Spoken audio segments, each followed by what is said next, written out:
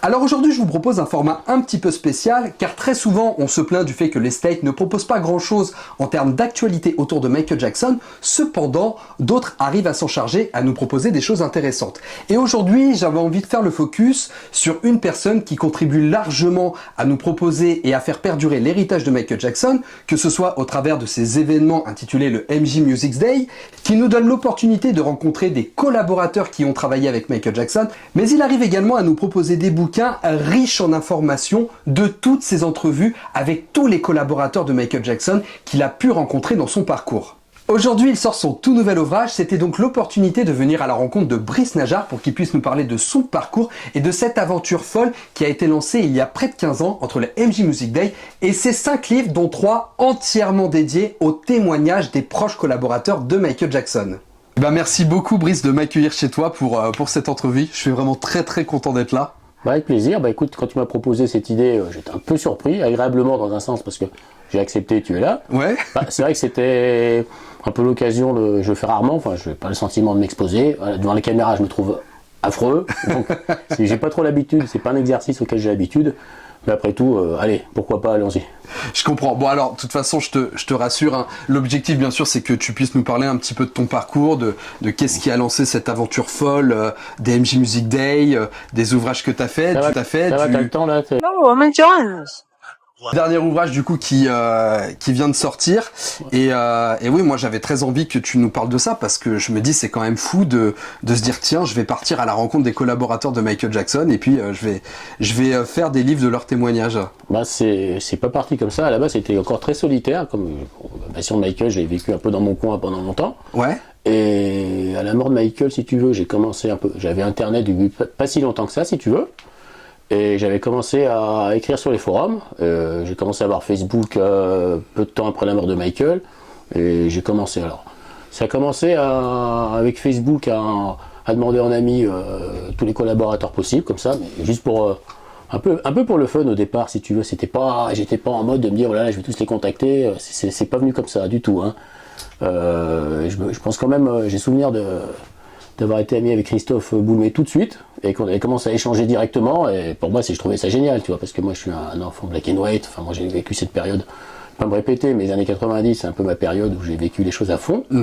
Et donc c'était un élément déclencheur entre guillemets dans le sens où dire c'est possible, on peut leur parler, voilà, même si ça a pris du temps, ça a mûri parce qu'après j'ai enchaîné sur les forums. En fait j'ai commencé, après j'ai toujours aimé écrire, si tu veux, à l'école j'étais plus à l'aise à faire ma rédaction à parler, à réciter le poème, tu vois. Ça se reflète un peu, je suis toujours plus à l'aise à l'écrit qu'à l'oral, même si là je force un peu ma nature depuis quelques temps, ou quand il faut monter sur scène, tout ça, je lutte contre la nature, si tu veux. Et donc ensuite, voilà, j'ai départi sur les forums, et j'ai senti, à force d'écrire ou raconter mes souvenirs, parce que bon, moi je suis un fan parmi des millions, quand je fais ça, j'ai pas le sentiment d'avoir une parole spéciale au départ. Si tu veux, j'écris, je raconte des souvenirs, je raconte telle anecdote, tiens, il y a tel clip, c'est passé sur MCM, tel mois, version prison, j'ai découvert en juin 96 sur MCM, un petit exemple tout bête que je peux raconter sur les forums, et là ça accroche. Et je sens des réactions, et on échange, et je sens du partage, tu vois. Donc là, je trouve ça intéressant. Et du coup, je passe beaucoup de temps sur MJ France, sur le forum. J'ai passé... On a créé des topics, beaucoup de plaisir et je me suis fait un peu la main là-dessus. Ouais. Parce qu'après l'étape d'après, je me suis dit, c'est bien les forums, mais c'est pas dans le temps, ça disparaît, ça s'efface. Qu'est-ce qu'on laisse une trace? Donc je lui ai dit, allez, quitte à passer du temps, et c'était beaucoup de temps, hein, donc je me suis dit, tiens, pourquoi pas écrire des livres, tu vois. Et en fait, à la base, c'était surtout écrire un livre. Le premier, c'était Itinéraire d'un passionné en 2013.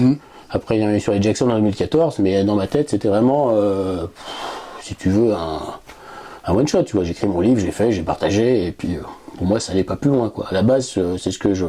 Après, j'ai voulu le promouvoir, oui, si tu veux, en parlant, en le présentant, j'avais envie quand même qu'il soit lu tant que possible, donc j'ai quand même joué le jeu de la promotion, si tu veux. J'avais fait un passage télé, parce que si on m'avait dit ça à LCI en 2014 par exemple, si on m'avait dit ça à l'époque en me lançant, j'avais cru. Pour Itinéraire d'un passionné. Exactement, ouais, j'avais fait un passage avec Michel Field, en plus c'est quelqu'un que je voyais à la télé, si tu veux, que journaliste que j'aimais bien à la grande époque, dans les années 90 aussi, tu vois, donc tu vois, c'était assez... assez plaisant, si tu veux. Tu te dis, voilà, c'est bien, j'ai quand même j'ai joué le jeu de la promo, si tu veux, mais voilà, puis vraiment, aller sur un plateau télé, voilà, faut y aller, quoi. On passe de la rédaction à la poésie à réciter, Voilà. à passer sur un plateau télé. Exactement, voilà, c'était exactement ça, si tu veux, voilà, donc c'est parti de là, mais c'est vrai qu'à la base, j'étais parti sur ces livres-là un peu. Ces 2 livres que j'assume, que je regrette pas, mais objectivement, par rapport à ce qui est sorti après, voilà, c'est plus le fan dans son coin qui raconte ses souvenirs, qui va à la pêche aux infos un petit peu, mais pas tant que ça, tu vois. C'était plus un partage de ta vie de fan que... Il y a un mélange, en fait. C'est mélangé à mes souvenirs personnels, quelques anecdotes. Après, je déclare des faits sur telle chanson. En fait, c'était l'histoire des chansons sur Itinéraire, si tu veux. Donc, je racontais un peu les prestations télé, qu'est-ce qui s'est passé. Je racontais un peu les anecdotes studio que je connaissais, mais à mon humble niveau, parce que je me suis aperçu en creusant avec d'autres collaborateurs sur les prochains livres, sur les livres suivants plutôt, pardon. J'étais pas tout à fait dans le vrai tout le temps. J'ai eu beaucoup d'erreurs, mais voilà, c'est moi en 2013, quoi. J'assume, quoi. C'était comme ça, c'est mon parcours. Bon, de toute façon, après, c'est les débuts et c'est comme ça qu'on peut finir. D'ailleurs, tu expliquais dans ton bouquin que toi, ça a commencé la passion Michael Jackson à l'âge de 8 ans. Tout à fait. Tu as eu l'album Bad. C'est ça. Est-ce que tu peux nous en dire un peu plus, justement, sur un peu cette évolution? On part de j'ai l'album Bad à l'âge de 8 ans dans les mains à j'écris un premier livre, Itinéraire d'un passionné. Alors, moi j'ai souvenir, ma mère était abonnée à Télérama à l'époque, et je vois avec une couverture de Bad, bon, tout de suite ça m'interpelle parce que quand même c'est une pochette, quand t'as 8 ans, ça t'interpelle déjà. Après, moi je vois les images un peu défiler, juste des petites bandes annonces, l'album de Michael Jackson, bon, j'avais pas trop de souvenirs du Thriller, j'avais pas spécialement, je savais qu'il était Michael Jackson, je savais que c'était un chanteur, mais ça allait pas plus loin si tu veux. Et alors j'ai souvenir que ma soeur voulait regarder le concert de Madonna à Turin, je crois que c'était à la fin de l'été 87 ou pas loin de la rentrée, hein, ça me parle. Et elle voulait à tout prix regarder parce qu'elle était fan à l'époque, c'est une grande époque, La Isla Bonita, True Blue, enfin vous savez, hein, je vous apprends rien. Et il y avait un petit documentaire sur Michael en ouverture du concert, juste avant le concert en fait. Ça s'appelait Madonna Jackson ou Jackson Madonna, un truc comme ça. Et du coup je tombe sur... je m'incruste un peu, c'est rare que je pouvais regarder la télé le soir à cette époque, mais là j'arrive à m'incruster pour le temps du concert, et je profite de regarder le documentaire, et du coup bon, je vois que c'est sur Michael Jackson, j'ai vu les images de Bad, il passe le clip de Thriller, mais surtout je suis interloqué, parce qu'en fait il montre son audition à Boston, quand il a 8 ans, en fait je me rends compte qu'il a mon âge à ce moment-là. Ouais, la fameuse audition de exactement. 69, ouais. Et là, ça m'interpelle, je le vois, puis je me dis mince, déjà ça me fait quelque chose parce que je me dis mince, on a tous 8 ans, tu t'attends d'être grand pour savoir ce que tu vas faire. Puis je vois qu'à 8 ans, il travaille déjà, il s'est déjà pleinement lancé, et ça m'a interpellé parce que j'avais le même âge, tu vois. Ça c'était quelque chose de très fort, et du coup ça a attisé ma curiosité, c'est quand même un élément important. Et ensuite du coup je demande la cassette, j'écoute l'album. Bon, je sortais de Chantal Goya, Dorothée, j'écoutais pas de la musique sérieusement entre guillemets comme un adulte si tu veux, mais là ça y est, j'étais parti et commencé à écouter Bad et en plus c'est vraiment la première fois que tu choisis d'écouter un artiste. Oui, après il y a voilà. J'ai vu Dorothée, j'ai vu Chantal Goya en concert.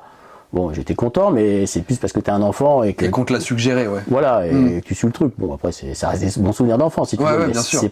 T'écoutes pas la musique sérieusement comme j'ai commencé, si tu veux. Alors du coup, j'écoute Bad, et puis finalement, Bad c'était pas mon préféré, mais je me rendais compte que plus les chansons passaient, et plus Man in the Mirror, par exemple, j'avais adoré tout de suite.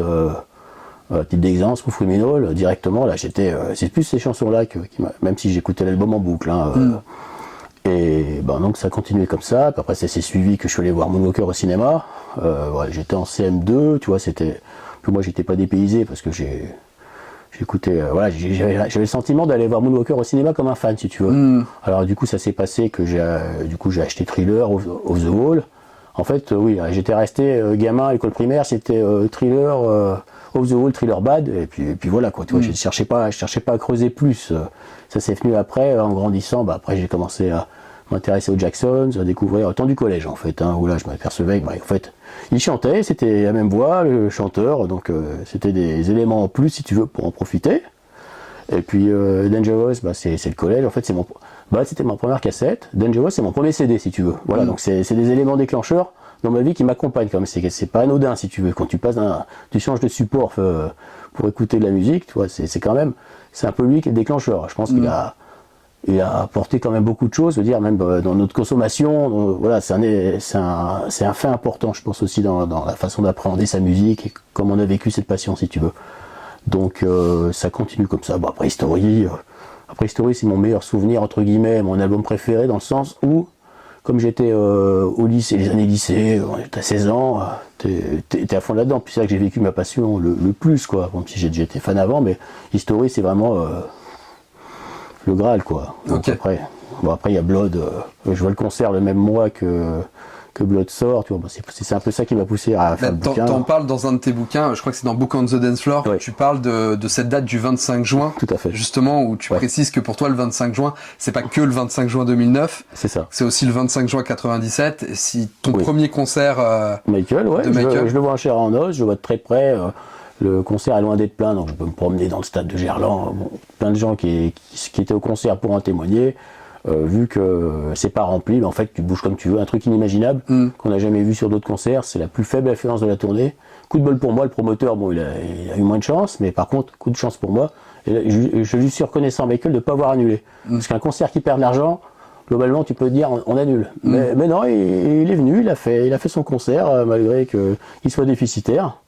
C'est un moment où forcément je crois que niveau fan, c'est peut-être le plus beau jour, je pense, global, objectivement. Encore aujourd'hui? Ah bien sûr, oui, Ouais. totalement. Là, c'était quand même assez énorme de le voir en chair et en os. Toi, tu te dis c'est un être humain, c'est pas un personnage de fiction comme souvent on aurait tendance à tomber dans le piège, parce que finalement ça paraît tellement irréel et fantastique que il arrive à nous faire rester que la magie, tu vois. Bon, aujourd'hui, je creuse un peu pour voir un peu l'envers du décor. Et ce qui me permet d'humaniser et d'appréhender différemment, mais c'est vrai qu'à cette époque-là, c'était vraiment Dieu. Bon, je dirais pas Dieu Michael, je pense que j'étais quand même assez posé quand même. On déshumanise parce que l'icône devient plus importante que l'homme, et moi je te rejoins un peu sur cette analyse-là, le côté où on déshumanise Michael Jackson dans la mesure où ça devient une entité bien plus importante qu'un simple être humain qui mange, qui boit, qui fait caca. C'est ça. Comme nous. C'est ça, mais d'un autre côté, voilà, est-ce que ça lui rend... Il y a des côtés où ça lui rend pas service, si tu veux. Donc je me dis, à l'humaniser un peu, tu vois, ça nous remet les pieds sur terre, entre guillemets, et ça peut lui rendre service, même si je peux concevoir, même lui-même aurait aimé ce côté magique, il lui disait lui-même, il faut qu'il y ait que la magie qui soit présente quand on écoute la musique. C'est ce qu'il disait à Chris Corell, par exemple, qui m'a raconté souvent que la magie seulement derrière, et le reste, notre tambouille en studio, nos trucs, c'est notre tambouille. Je peux comprendre. Mais... D'ailleurs, dans Christopher Curel, ça c'est un des passages que j'ai aimé dans ton livre, où justement il parle de cet aspect, il s'interrogeait sur le fait aujourd'hui de dévoiler les coulisses, dans la mesure où Michael, de son vivant, était assez dubitatif quant à l'idée de dévoiler les coulisses et de vouloir garder un peu la magie du truc, et qui se disait que finalement aujourd'hui c'est ce qui reste. C'est les coulisses, et ça rejoint un petit peu ce que tu es en train de dire. Ouais, enfin, pendant longtemps, il a gardé cet état d'esprit, parce que j'ai commencé à le contacter au moment où j'ai voulu me lancer dans les entretiens. Bon, on y reviendra en détail, mais à ce moment-là, c'est ce qui m'a répondu directement. Michael, il voulait garder que la magie, il est resté là-dessus. Puis finalement, avec le temps qui est passé, les choses ont évolué. Bon, après, moi, j'ai garde contact, il a vu comment je traitais la chose, et que c'était avec respect, bienveillance. Pas dans le but de lui nuire, quoi. C'est un peu, bon, après, quand t'arrives, qu'on te connaît pas, tu peux te poser la question, surtout quand tu parles de Michael Jackson et tout ce que ça représente. Mais voilà, au fil du temps, il a su mûrir sa réflexion, évoluer, au point de venir faire un événement, en parler, autant de me parler pour mon site, puis pour le livre, voilà. Donc, ouais, il a su évoluer, voilà. Donc, c'est intéressant aussi, cet aspect, par rapport à ce fait de la magie et les coulisses. Ben, finalement, il arrive à changer d'avis, et voilà, j'étais assez content de ça. Ouais, j'avais bien aimé ce passage dans ton livre. Je reviens un petit peu sur ce que tu nous disais, du coup, un peu en début d'interview.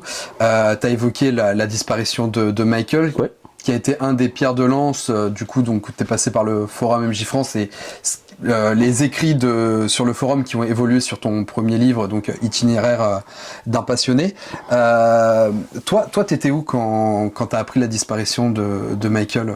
Alors c'était un vendredi matin, parce que moi jeudi soir j'avais regardé le concert de Queen en DVD, le tribute de Freddie Mercury, assez tard, j'étais resté là-dessus, au concert hommage, c'est mal, bizarrement, je sais pas, Et le lendemain matin, on me téléphone en mode est-ce que les places sont remboursées comme ça, cash, pardon, de quoi, est-ce qu'on avait pris les places pour V6 je devais amener mon neveu qui avait 14 ans, c'était le truc de folie. Tout petit, je lui disais si un jour Michael il revient sur scène, parce qu'il me voyait fan et il commençait à écouter et être fan en étant très jeune, et je lui ai dit si un jour Michael revient sur scène, promis, je t'amène.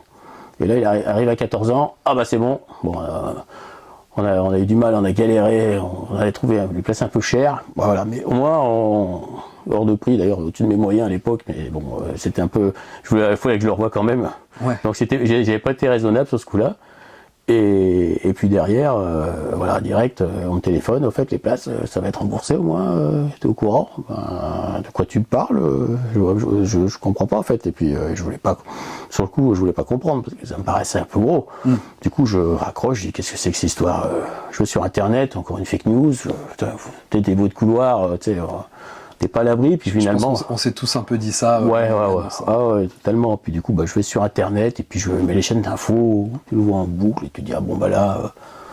non, là, un gros coup de massue, franchement, surtout que, après coup, on regarde Vicizit, on se dit qu'il est pas en forme, ça nous crève les yeux, mais en fait, à ce moment-là, non, on avait envie qu'il revienne, et on y croyait, quoi. Donc,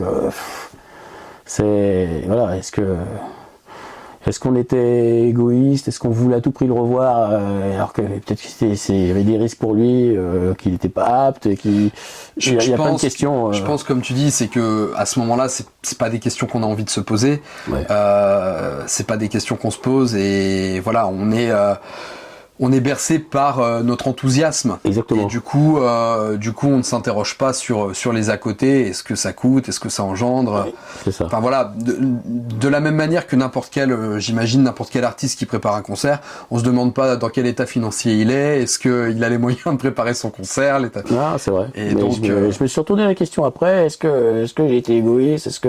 Mais je me la suis posée après. Bon, de toute façon, je comprends. À mon niveau, j'aurais pas pu faire grand-chose quoi qu'il arrive, mais non, c'était un gros coup de massue. Alors, j'avais posé ma journée, gros coup de chance, j'étais pas allé au boulot, heureusement, parce que je sais pas comment j'aurais vécu la journée, ça aurait été très compliqué, hein, sincèrement, c'était vraiment une journée très compliquée, et un gros coup de massue, et c'est bon, après, entre fans, on peut se comprendre, mais c'est vrai que, Bien sûr. Je sais pas si j'en parlerai à des tierces personnes qui me connaissent, mais est-ce que je me dévoilerais comme ça à dire combien j'étais mal? Mais là, entre fans et dans le contexte où on parle, je peux le dire. Non mais ça, je peux comprendre totalement. Voilà. Je ne peux que te rejoindre là-dessus. Ok. Donc, on en a parlé. Donc, le passage Forum MJ France, ton premier bouquin. Ouais. Et ensuite, tu sors ton deuxième livre, du coup, The Jackson Musicology.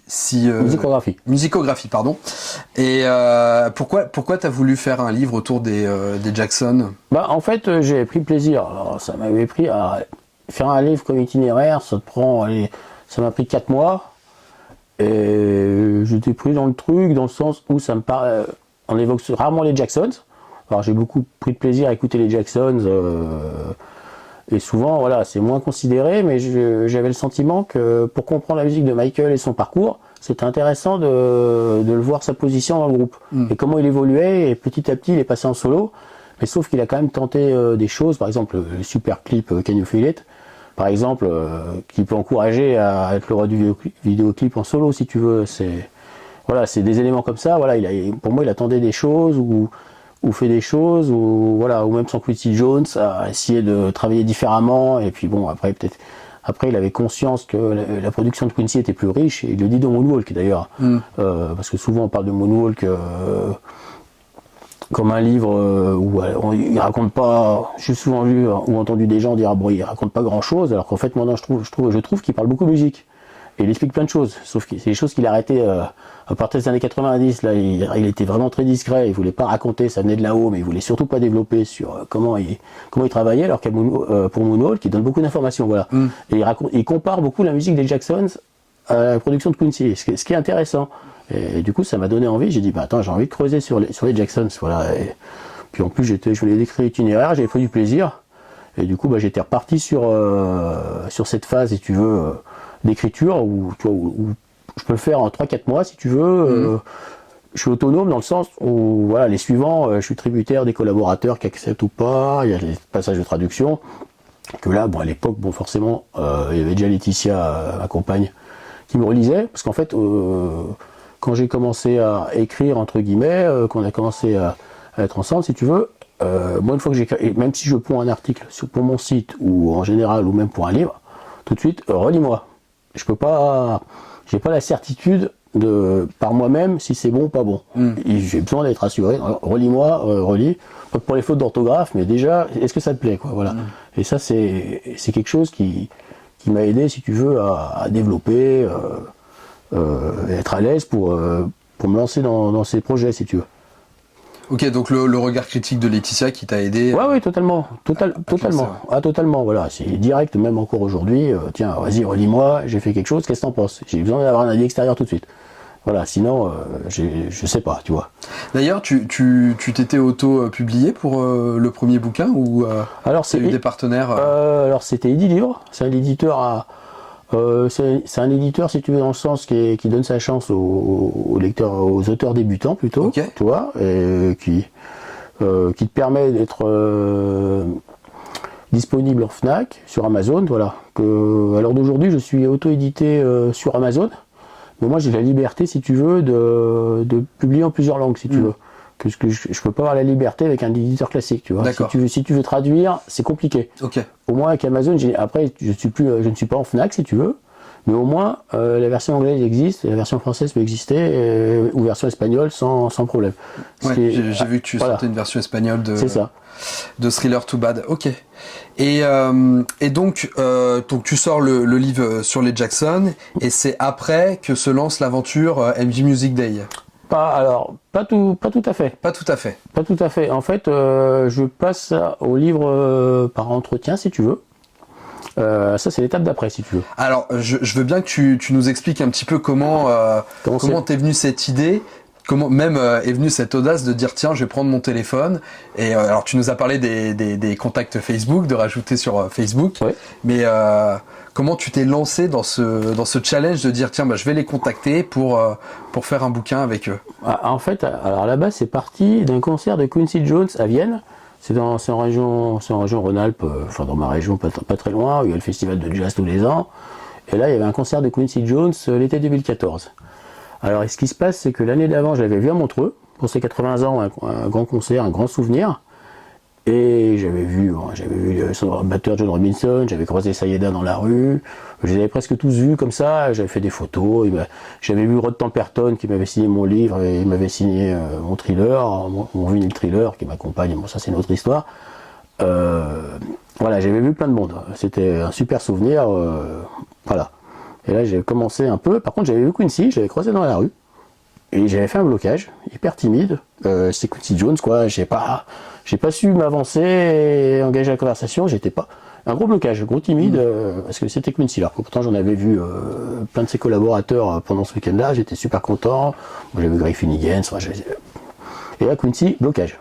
Un an après, il revient dans ma région pour un concert, et là j'ai dit merde, et pendant un an j'ai dit attends, j'ai regretté, pourquoi tu... Et Quincy, bon Dieu, vas-y, qu'est-ce que tu fous quoi? Et à un moment...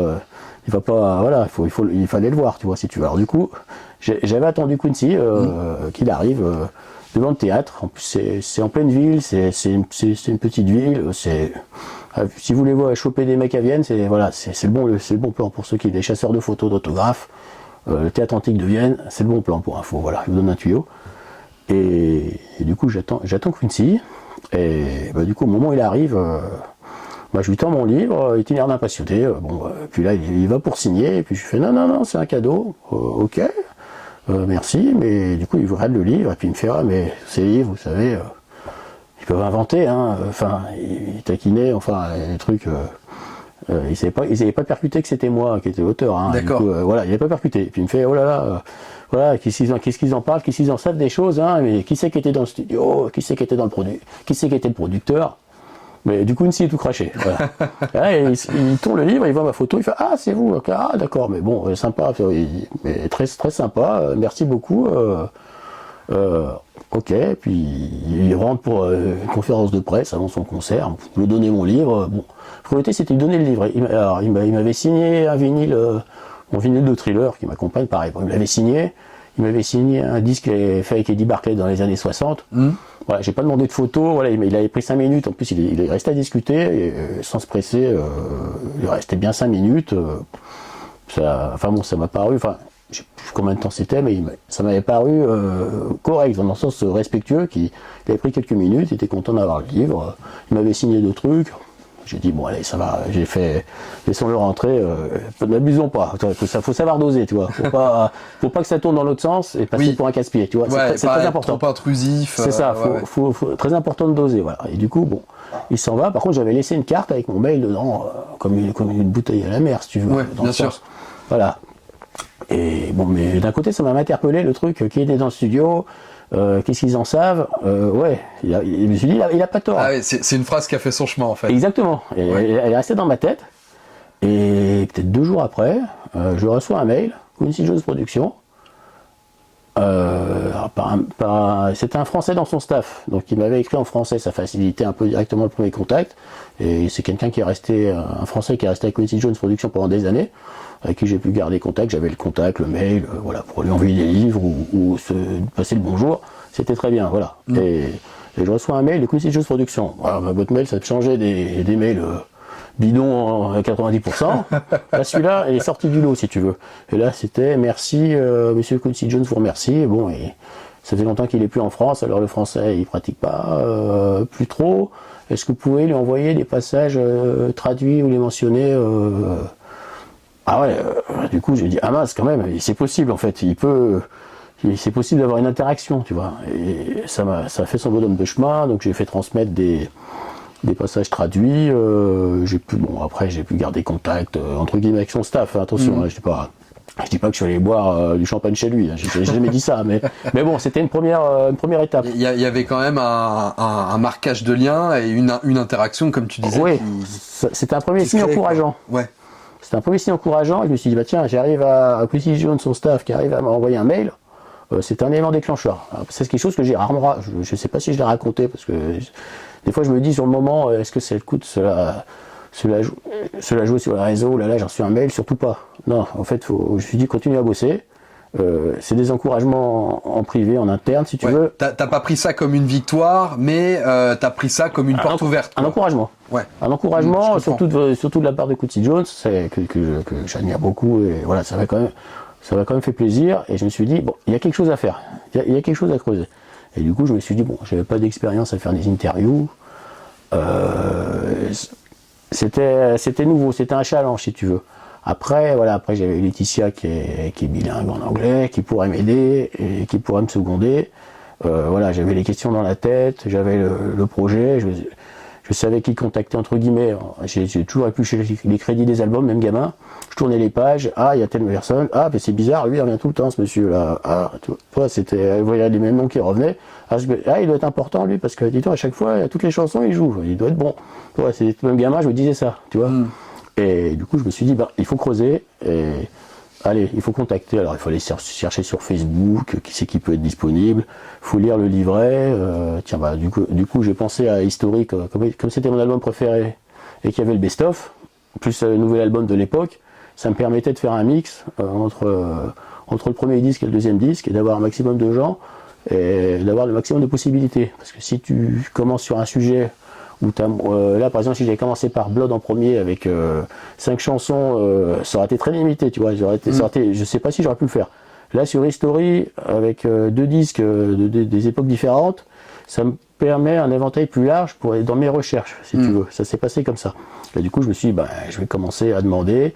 Alors des fois, les gens ils me disaient, ils me demandaient qui c'était, pourquoi, j'avais fait 2 livres, mais un peu à mon niveau, donc c'était pas, voilà, sur un CV c'était pas énorme non plus, même si. Donc il y en a qui ont joué le jeu, qui m'ont fait confiance. Il y en a qui se sont posé des questions, mais quelques années plus tard, finalement, ils se sont rappelés, et là ils m'ont dit oui, voilà, mais c'est beaucoup de patience. Ça s'est pas fait du jour au lendemain. Il a fallu passer beaucoup de temps, voilà, c'est en dehors du travail, c'est sur tes temps de loisirs si tu veux, mais voilà, mais il faut pas. C'était qui le premier collaborateur avec lequel t'as pris contact? Alors, en dehors de Quincy Jones, bien sûr. Alors, il y avait Thomas Beller, qui était assez accessible sur Facebook, et très gentil. Et ça a toujours été un point de départ. Et Alors, après, on précise donc Thomas Baller, qui est auteur-compositeur, qui a composé notamment She's Out of My Life. oui, qui a coproduit We Are the World, qui a géré qui a fait le choix des voix, par exemple, voilà, qui a bossé sur The Children, sur plein de choses en fait. Hein, Sur Speechless aussi, je crois. Oui, exactement, ouais, sur plein de titres, voilà, donc assez présent au fur et à mesure des années. Donc voilà, puis en plus c'était quelqu'un de bienveillant, et puis du coup c'est toujours resté cette tradition quand je me lance dans un projet, de toujours demander conseil ou lui dire bah là j'ai envie de refaire ça, j'ai envie de faire ça, qu'est-ce que t'en penses. Voilà, après je l'ai rencontré plusieurs fois. Même une fois. T'es parti à chaque fois. Il est à Londres, lui, c'est ça? Ah non, il est à Los Angeles. Alors, moi, la première fois que je l'ai rencontré, il était à New York. Ok. Après, il est venu jusqu'à moi à Montreux. Ok. C'est la dernière fois que j'ai vu Quincy, il était venu aussi, pour l'anecdote, parce que, en fait, je me souviens qu'il devait. On en parlait depuis un moment, je l'avais rencontré à Londres une première fois, peu de temps. Le livre n'était pas sorti, parce que c'était un an avant que le livre sorte, mais par contre, on avait fait l'entretien, et du coup, j'avais fait mes photos avec lui, avec le disque d'History dans les mains, on avait parlé, voilà, très, très bienveillant, il a toujours compris ma démarche, et puis il a toujours senti tout de suite ma passion. Directement, il a senti les choses, et il m'a fait confiance, et alors, du coup j'ai souvenir la deuxième fois que je l'ai vu c'était à Montreux. Pendant longtemps on se disait il y a le concert de Quincy tous les ans, enfin il y a le concert de Quincy, puis Quincy venait à Montreux tous les ans, il était un peu dans l'équipe organisatrice quand Claude Nobs est parti. Et du coup, on s'était dit, faut se voir, et puis il faut aller au concert de Quincy. Et du coup, lui est allé au concert de Quincy, mais sans prévenir Quincy, en fait, comme ça.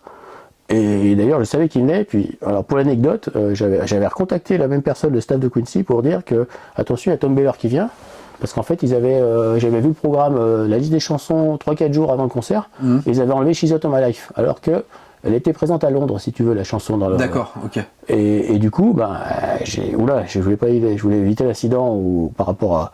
Et du coup, ils avaient appelé le chanteur. Après mon mail, ils avaient rappelé le chanteur qui était présent à Londres pour chanter cette chanson. Et elle avait été ajoutée au programme, entre guillemets, voilà, pour l'anecdote.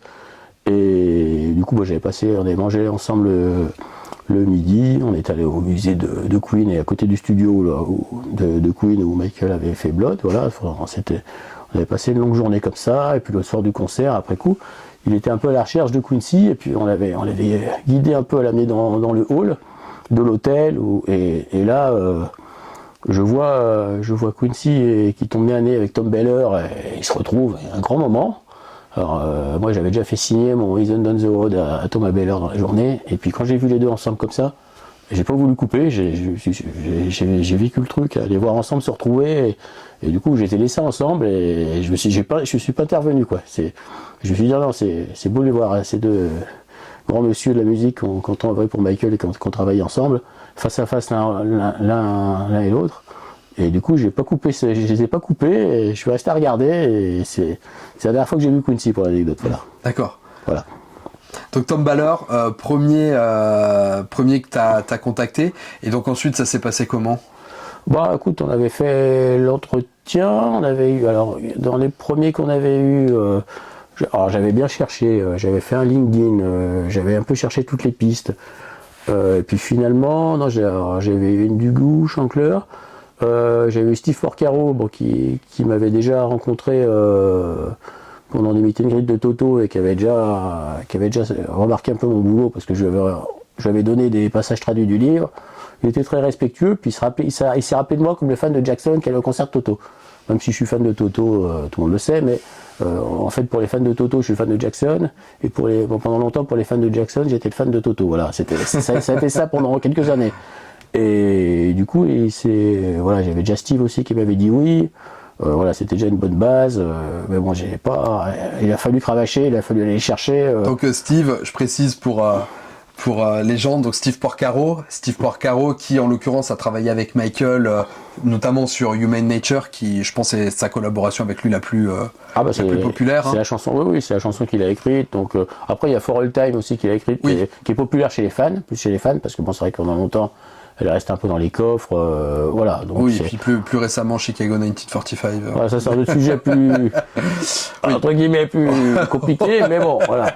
Mais c'est vrai, non, c'est vrai que Steve, c'est quand même aussi un élément ou quelqu'un qui m'a soutenu aussi au départ, voilà, qui a senti comme Tom Baylor, il a senti un peu ma motivation ou ma passion, voilà, il a vraiment ressenti, voilà, parce qu'une fois ça m'est arrivé il y a pas si longtemps, là, je l'ai revu, je lui ai posé la question, mais pourquoi tu m'as fait confiance comme ça, parce qu'après coup, parce qu'en plus tu as fait un autre entretien avec lui. Oui, on en a refait un, il était venu, j'ai réussi à le faire venir à Paris, quelque chose qu'il n'a jamais fait, en conférence tout seul sur Michael, il n'avait jamais fait. Je lui ai demandé, il l'a fait. Après, il m'a invité chez lui en studio, à écouter son album qui va sortir. Voilà, chaque fois très proche, un grand soutien. Voilà. Et je lui ai posé la question. Je lui ai dit, mais qu'est-ce qui fait que tu m'aies fait confiance comme ça, moi qui venais de nulle part. Comment c'est venu, si tu veux. Et puis non, il m'a dit, bah non, mais il m'a dit que j'étais un fan un peu pas habituel, voilà, c'est un peu comme ça. Je vais faire la traduction, c'était un peu ça, voilà. Donc je l'ai pris comme un compliment, voilà. Complètement. Voilà. Je pense que ça l'était. Voilà, oui, ça l'était, ouais, franchement. Super. Et donc, ça me permet aussi de faire la transition. Donc, Steve Porcaro qui a fait le MJ Music Day de 2023, si je dis pas de bêtises. Alors, c'était en novembre 2022. 2022, oui, parce que c'était à la sortie de Thriller 40. C'est ça. Donc, novembre 2022. Donc, moi, c'est un aussi des aspects que tu as construit, donc avec l'association que tu as fondée, On the Line, autour des événements. Donc, le MJ Music Day, où là, tu vas plus loin que les témoignages que tu as fait dans ton premier bouquin Let's Make History et puis Book on the Dance Floor qui a suivi, où là tu fais carrément des séminaires où tu fais intervenir les collaborateurs de Michael Jackson pour nous parler de leur expérience et nous donner un peu de lumière justement sur les anecdotes, sur les processus créatifs, les constructions des chansons. Moi j'ai eu l'occasion donc de faire mon premier MJ Music Day cette année en mars avec Brad Buxer. Donc voilà, si tu peux nous en dire un peu plus, comment ça s'est monté en fait. Alors comment ça s'est monté et puis même nous parler un peu de la construction, qu'est-ce que ça représente financièrement de monter un projet comme ça, parce que t'as quand même pour ambition d'en faire presque un tous les ans. Bah, j'ai pris un rythme un peu, voilà, après ça devient une habitude mais c'était pas forcément comme ça au départ. Mais bon, c'est vrai qu'allez, je vais pas me plaindre, c'est un peu une motivation, ou c'est un peu une façon d'exprimer ma passion, de faire perdurer l'héritage de Michael, si tu veux. Mais à la base, j'étais pas encore parti au moment de Let's Make History. J'étais pas là-dessus encore tout à fait. C'était une première étape, si tu veux, où je partageais l'expérience avec les collaborateurs. Alors j'allais aux événements, moi je me souviens qu'à l'époque il y avait une association, avant The Line, il y avait une association en France qui s'appelait Music First, qui faisait venir Brad Sundberg par exemple. Ils avaient invité Brian Loren et puis ils avaient fait une visioconférence avec Bruce Swedin à l'époque. Voilà, donc c'était déjà le concept me plaisait. Après j'avais fait la Convention à Londres dans les premières tout de suite à l'époque où ils invitaient des collaborateurs. Alors après Convention c'était un peu différent parce que c'était beaucoup plus de l'interaction, on va dire. Brad Sundberg, tu avais écouté de la musique, tu vois, c'était un peu, voilà, tout se complétait. Moi à l'époque, j'écrivais aussi pour un magazine MJ Backstage, où j'étais allé à leurs événements à Bruxelles, tu vois, donc ça m'avait fait un aperçu de voir un peu tout ce qui se passait niveau événement, parce que les trois étaient différents. Après, dans chacun des trois, il y avait des choses qui m'intéressaient, voilà, donc c'était assez, ils étaient tous différents, mais bon, ça pouvait se compléter d'une façon différente. Après, ça s'exprimait différemment dans le sens où, après, ça m'a fait prendre conscience qu'il y avait plusieurs catégories de fans. On a tous notre vision, on vit notre façon de vivre Michael en tant que fan différemment. Ça m'a ouvert un peu de tolérance, entre guillemets. Dans le sens que moi, j'étais un peu dans mon truc, moi, c'est comme ça que je le ressens. Moi, sauf qu'il y en a, ils vivent différemment. Il y en a qui vont être plus sur la danse, il y en a plus qui vont être artistes à dessiner. Tu vois, il y a plein d'éléments que je soupçonne. C'est très riche comme univers, si tu veux. Voilà. Donc ça m'a permis d'observer de voir un peu toutes les nuances qu'il y avait. Ce qui est important, hein, ce qu'il faut savoir, c'est que voilà, on est tous différents, on le vit chacun à sa façon, mais voilà, c'est essayer de respecter à chacun comment chacun le vit, si tu veux. Ouais, comment chacun vit sa passion de C'est ça, Michael. voilà, donc j'étais pas parti là-dessus au départ. Ça s'est passé que après j'avais commencé à comme je travaillais au magazine, je travaillais entre guillemets, je collaborais, si tu veux, j'écrivais des articles, ça me permettait de continuer à me faire la main, puis j'écrivais pour un magazine, c'était cool. Et puis après à la fin, du coup j'ai commencé avec Christophe Charlot à l'époque de proposer tiens écoute, les événements, est-ce qu'on peut pas essayer de diversifier? Moi on rêvait, il y avait Isabelle Petitjean et moi, qui collaborait également au magazine, on était plus en mode on aimerait bien faire venir telle personne, ou pourquoi dans tes événements t'essaies pas d'élargir à inviter des collaborateurs, tu vois. Bon après on n'avait pas pas toujours la même vision, si tu veux, parce qu'on n'était pas toujours d'accord, si tu veux. Et au bout d'un moment j'ai dit écoute, pourquoi pas essayer de faire mes événements, si tu veux, avec ma vision, si tu veux, parce que moi j'avais fait un peu le tour, et puis Music First, il y avait beaucoup de personnes qui étaient parties, donc ils sont restés un peu inactifs entre guillemets suite à beaucoup de départs dans leur assaut. À l'époque, il y avait, on peut citer Philippe Zerafa, il y avait Davy, Appert, maintenant qui fait plus des vidéos, mais il faut savoir qu'à la base, Salut les fans. voilà, à la base, il était président d'association de type d'événement, par exemple, voilà, dans son parcours. C'est pas un secret, on ne voudra pas le citer pour ça, mais c'est la réalité. Voilà, avant de faire des vidéos, il était sur autre chose, et après il a évolué dans sa façon de s'exprimer, mais moi je l'ai connu en tant que président d'association, par exemple, tu vois. Ensuite, l'équipe a changé. Moi, je me suis dit, écoute, pourquoi pas faire mon truc à moi, comment je le sens. Du coup, à l'époque, avec Isabelle Petitjean, on s'est dit, autant monter une association, parce qu'il faut savoir que j'avais aucune expérience. Je ne sais pas du tout comment ça marchait, mais bon, j'ai voulu apprendre sur le tas. Pour la technique, à l'époque, je vais saluer Pierre Failly, qui est décédé il y a quelques années, mais que j'avais rencontré en tant que promoteur d'une tournée de Steve Lukather, le guitariste de Toto. Une petite tournée, un petit clinic tour français. Il y a eu quelques dates où il présentait la marque de guitare Music Man. Et du coup, c'était quelqu'un qui avait une petite expérience. Du coup, je lui ai demandé, je t'ai croisé à la tournée à Lukather il y a quelques années. Je me lance dans les événements. Qu'est-ce que t'en penses? Est-ce que tu peux m'aiguiller un peu pour les lieux et pour la technique? Parce qu'il faut savoir, j'avais aucune connaissance. Après, ce qui a joué en ma faveur, entre guillemets, pour me lancer, c'est que j'avais créé un début de proximité avec Brad Boxer, si tu veux. Brad Boxer, il faut savoir qu'au départ, je soupçonnais pas qu'il puisse participer parce qu'il n'était pas sur les réseaux, impossible de le trouver. Je fais une petite parenthèse parce que par rapport à la création d'événements, si tu veux, rencontrer Brad, c'est un élément très important, si tu veux. Faut savoir qu'en fait, j'avais aucun moyen de le trouver, si tu veux. Et je me souvenais qu'il avait fait une interview avec Black and White. Le numéro, si tu te souviens, Black and White posthume.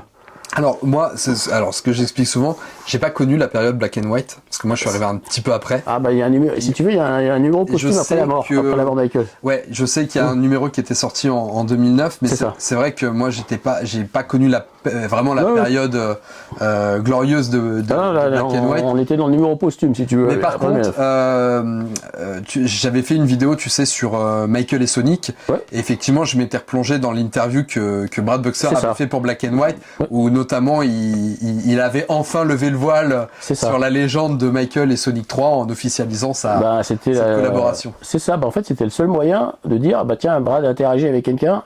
J'avais que ça comme trace. Alors du coup, j'ai contacté les gars de Black and White et gentiment, ils m'ont filé son mail. En lui expliquant, après, ils me connaissaient un peu parce que j'avais déjà fait des choses et heureusement, je pense que si ça avait été un premier projet, je sais pas si je l'aurais eu, mais là, ils m'ont donné son mail et c'est comme ça que j'ai pu le contacter et proposer de participer à l'Smack History. Sauf que c'était pas prévu au départ parce que j'arrivais pas à le trouver sur les réseaux et je me suis dit tiens, lui, ça va être compliqué. Et alors, incroyable, il me répond, il est intéressé, oui, je sais pas comment, pourquoi, mais c'est passé en fait. Et du coup, on devait se voir. Alors, du coup, il passait en Allemagne quelques mois après. C'était en juin 2015. Il rejoignait Sundberg. Il était avec Michael Prince une nouvelle fois. Puis il rejoignait Sundberg parce que d'habitude, il faisait ça à Los Angeles une ou deux fois, Sundberg, en invitant Brad Buxer et Michael Prince.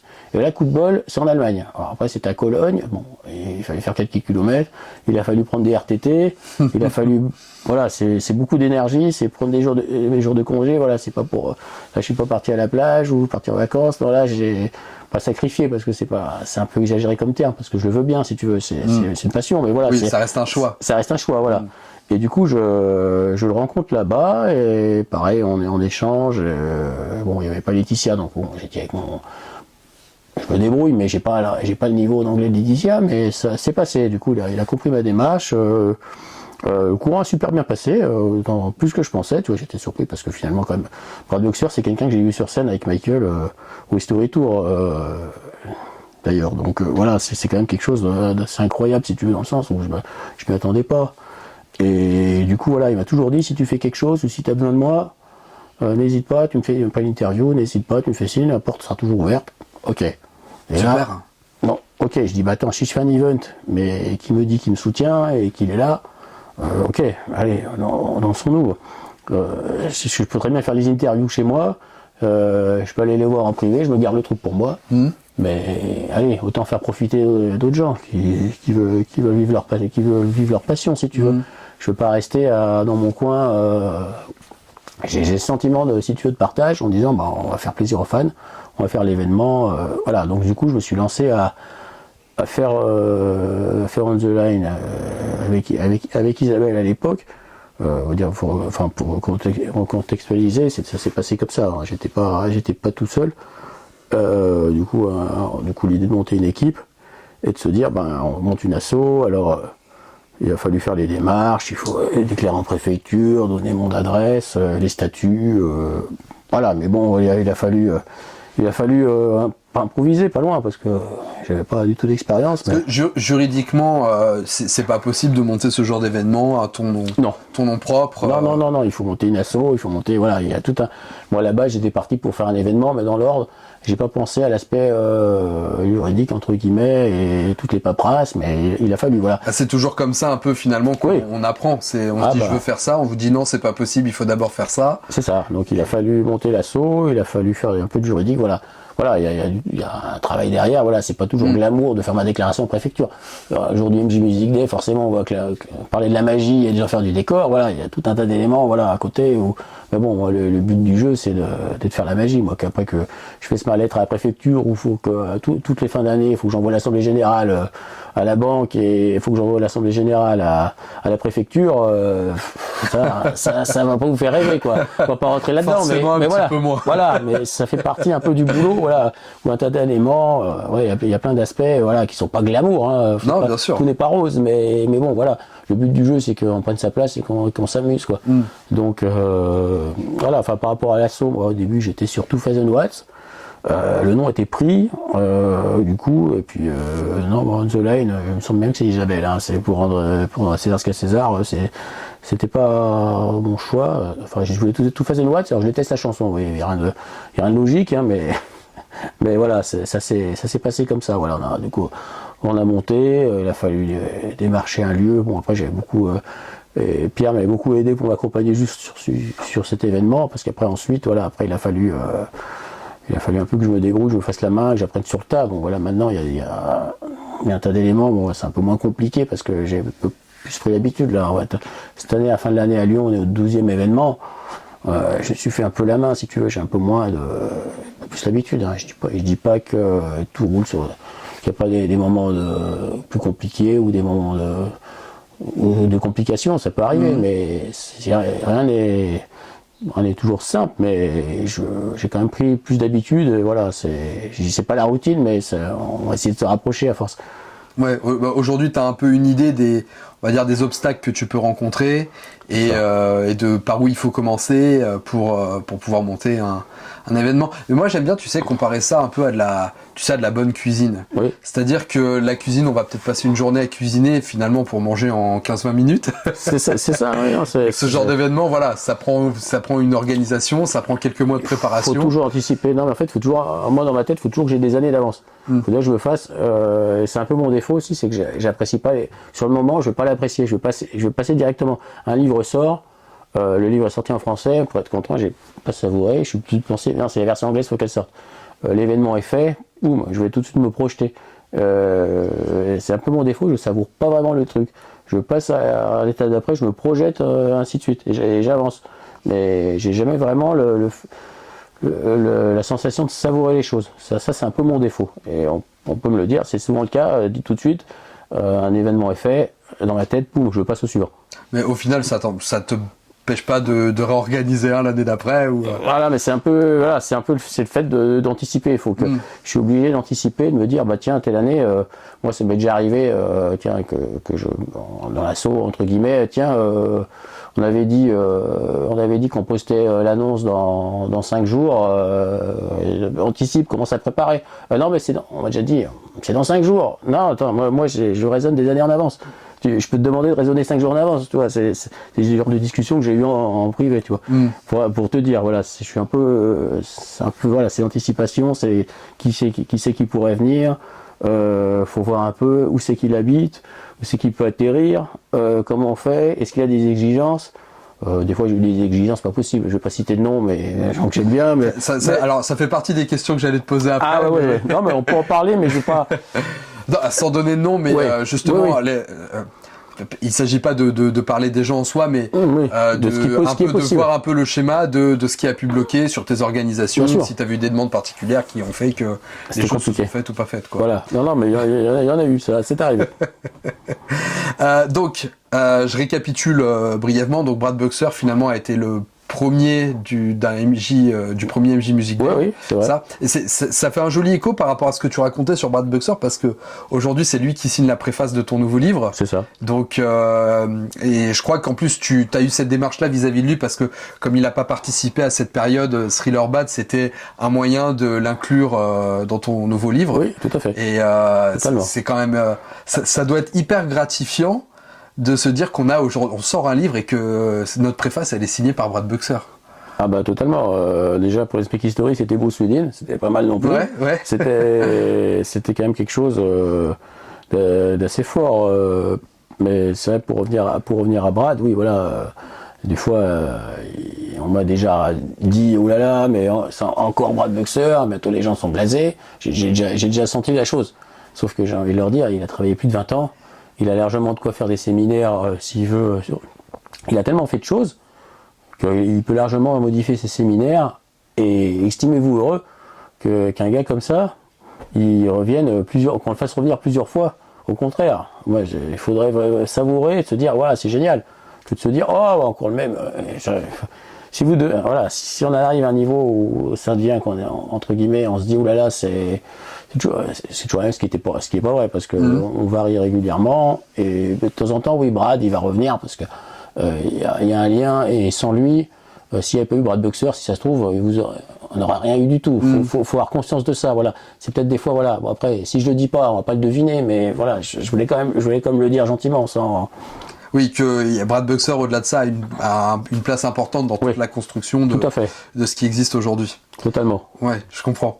Et donc, je reviens un petit peu sur ce qu'on disait sur les contraintes. Est-ce que tu t'es retrouvé justement à proposer à des collaborateurs de participer, alors que ce soit pour des interviews pour tes livres ou pour les faire venir sur AMJ Music Day, où tu t'es vraiment retrouvé face à des difficultés, à des exigences compliquées, et ça peut peut-être aussi nous donner une idée sur ce que représente financièrement l'organisation d'AMJ Music Day. Oui. Parce que je dis ça aussi parce que beaucoup se sont déjà posé la question, notamment sur l'élaboration du prix, Oui. d'une place sur MJ Music Day, sur le temps que ça représente aussi sur une journée, etc. Sur certains qui doivent calculer un budget pour venir jusqu'à l'événement, et ça peut peut-être être aussi intéressant. Oui, non, mais c'est vrai que des fois je me dis, est-ce que peut-être que je communique pas assez, peut-être que des fois je mets mon programme et que je qu'il y ait que la magie, mais est-ce que des fois il faudrait pas que j'explique un peu de temps en temps, hein, sans que ça devienne, faut pas que ça devienne trop lourd non plus, tu vois. Faut pas que ça devienne une justification, disons. C'est ça, des c'est choses. ça, mais peut-être une petite explication de temps en temps. Par exemple, voilà, on peut avoir une exigence, par exemple, tel invité veut tel type de billet. S'il veut pas voyager en éco, ça sera, voilà, ça va forcément influer sur le prix. Voilà, si ça peut être le lieu, ça peut être du matériel qu'il a besoin.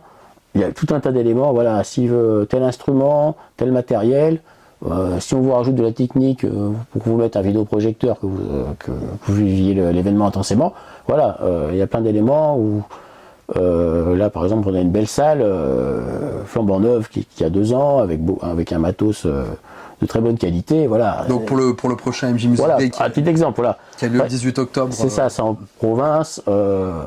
On est sur autre chose. Voilà. Après, les invités, ils sont américains en majorité. Hein, à partir du moment où tu veux collaborer avec des gens qui ont travaillé avec Michael Jackson, ils viennent pas du Massif Central, tu vois, donc c'est pas le même coup. Voilà.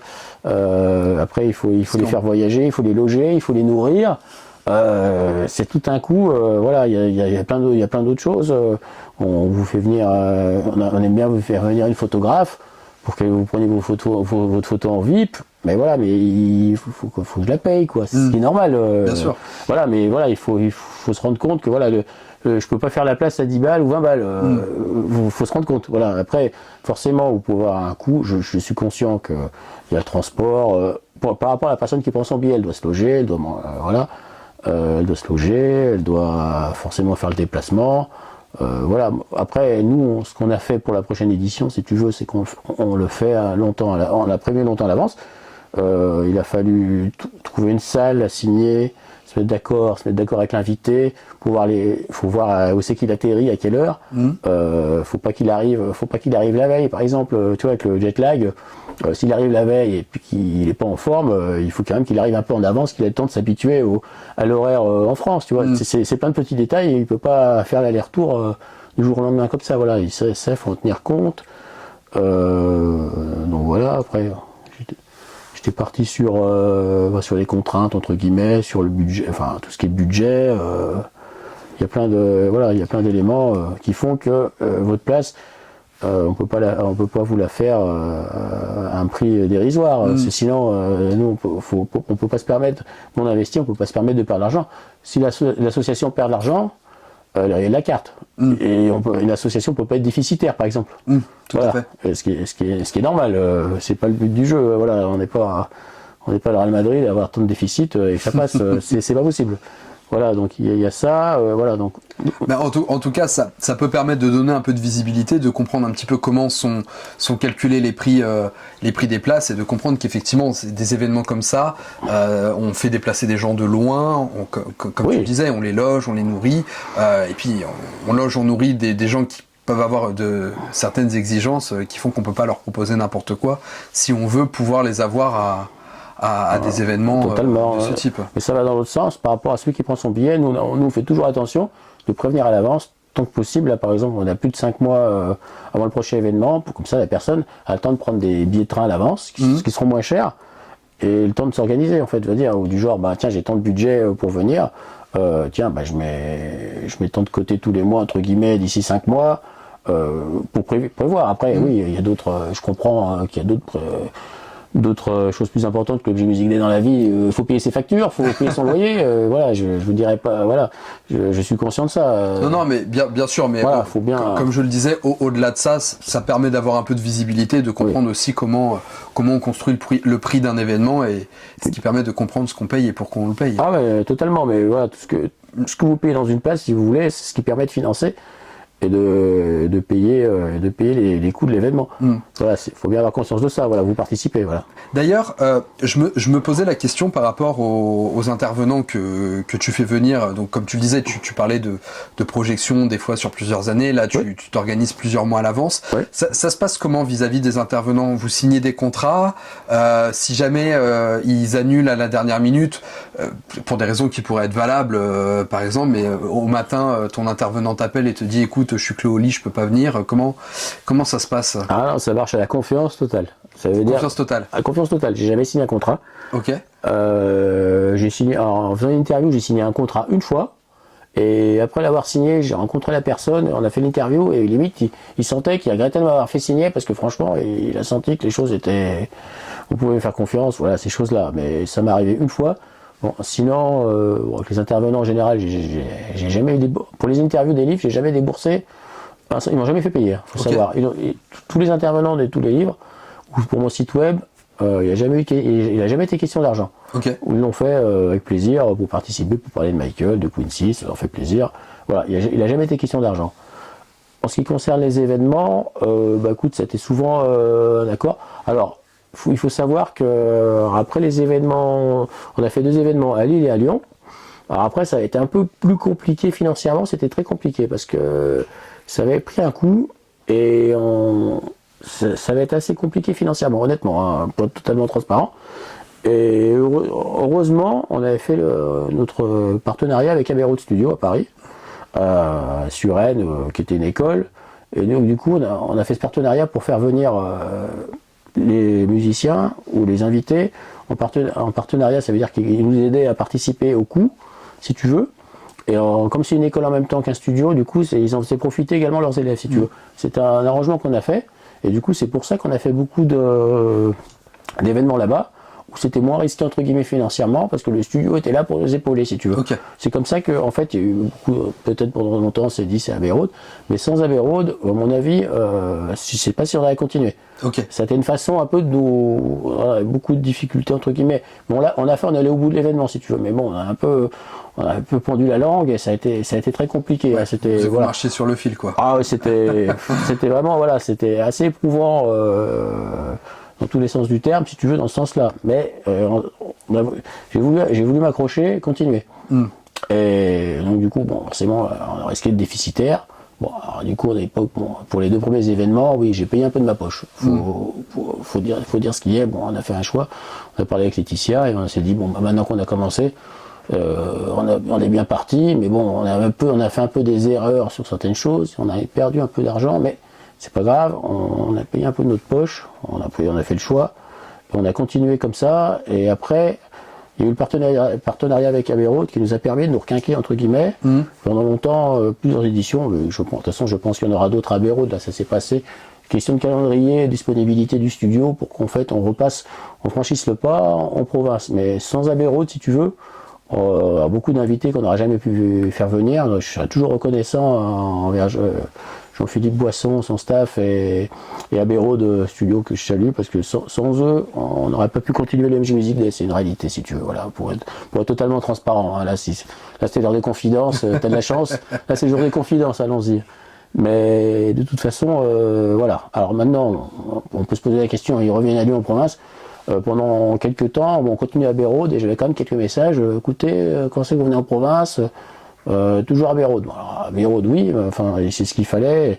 Et on reviendra à Abbey Road à l'occasion. Il y aura d'autres occasions où c'est un lieu que j'aime bien, où je me suis habitué à Suresnes. C'est très facile. Après, si tu veux le faire sur Bordeaux, ça me va aussi. Oh là, ça va être compliqué. Je bois pas de vin, moi.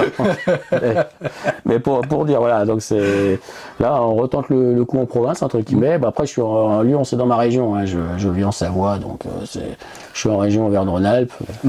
Voilà, donc c'est une proximité. Et puis bon, comme je viens de te le dire, il y a beaucoup j'ai eu quelques courriers quand c'est que ça revient en province.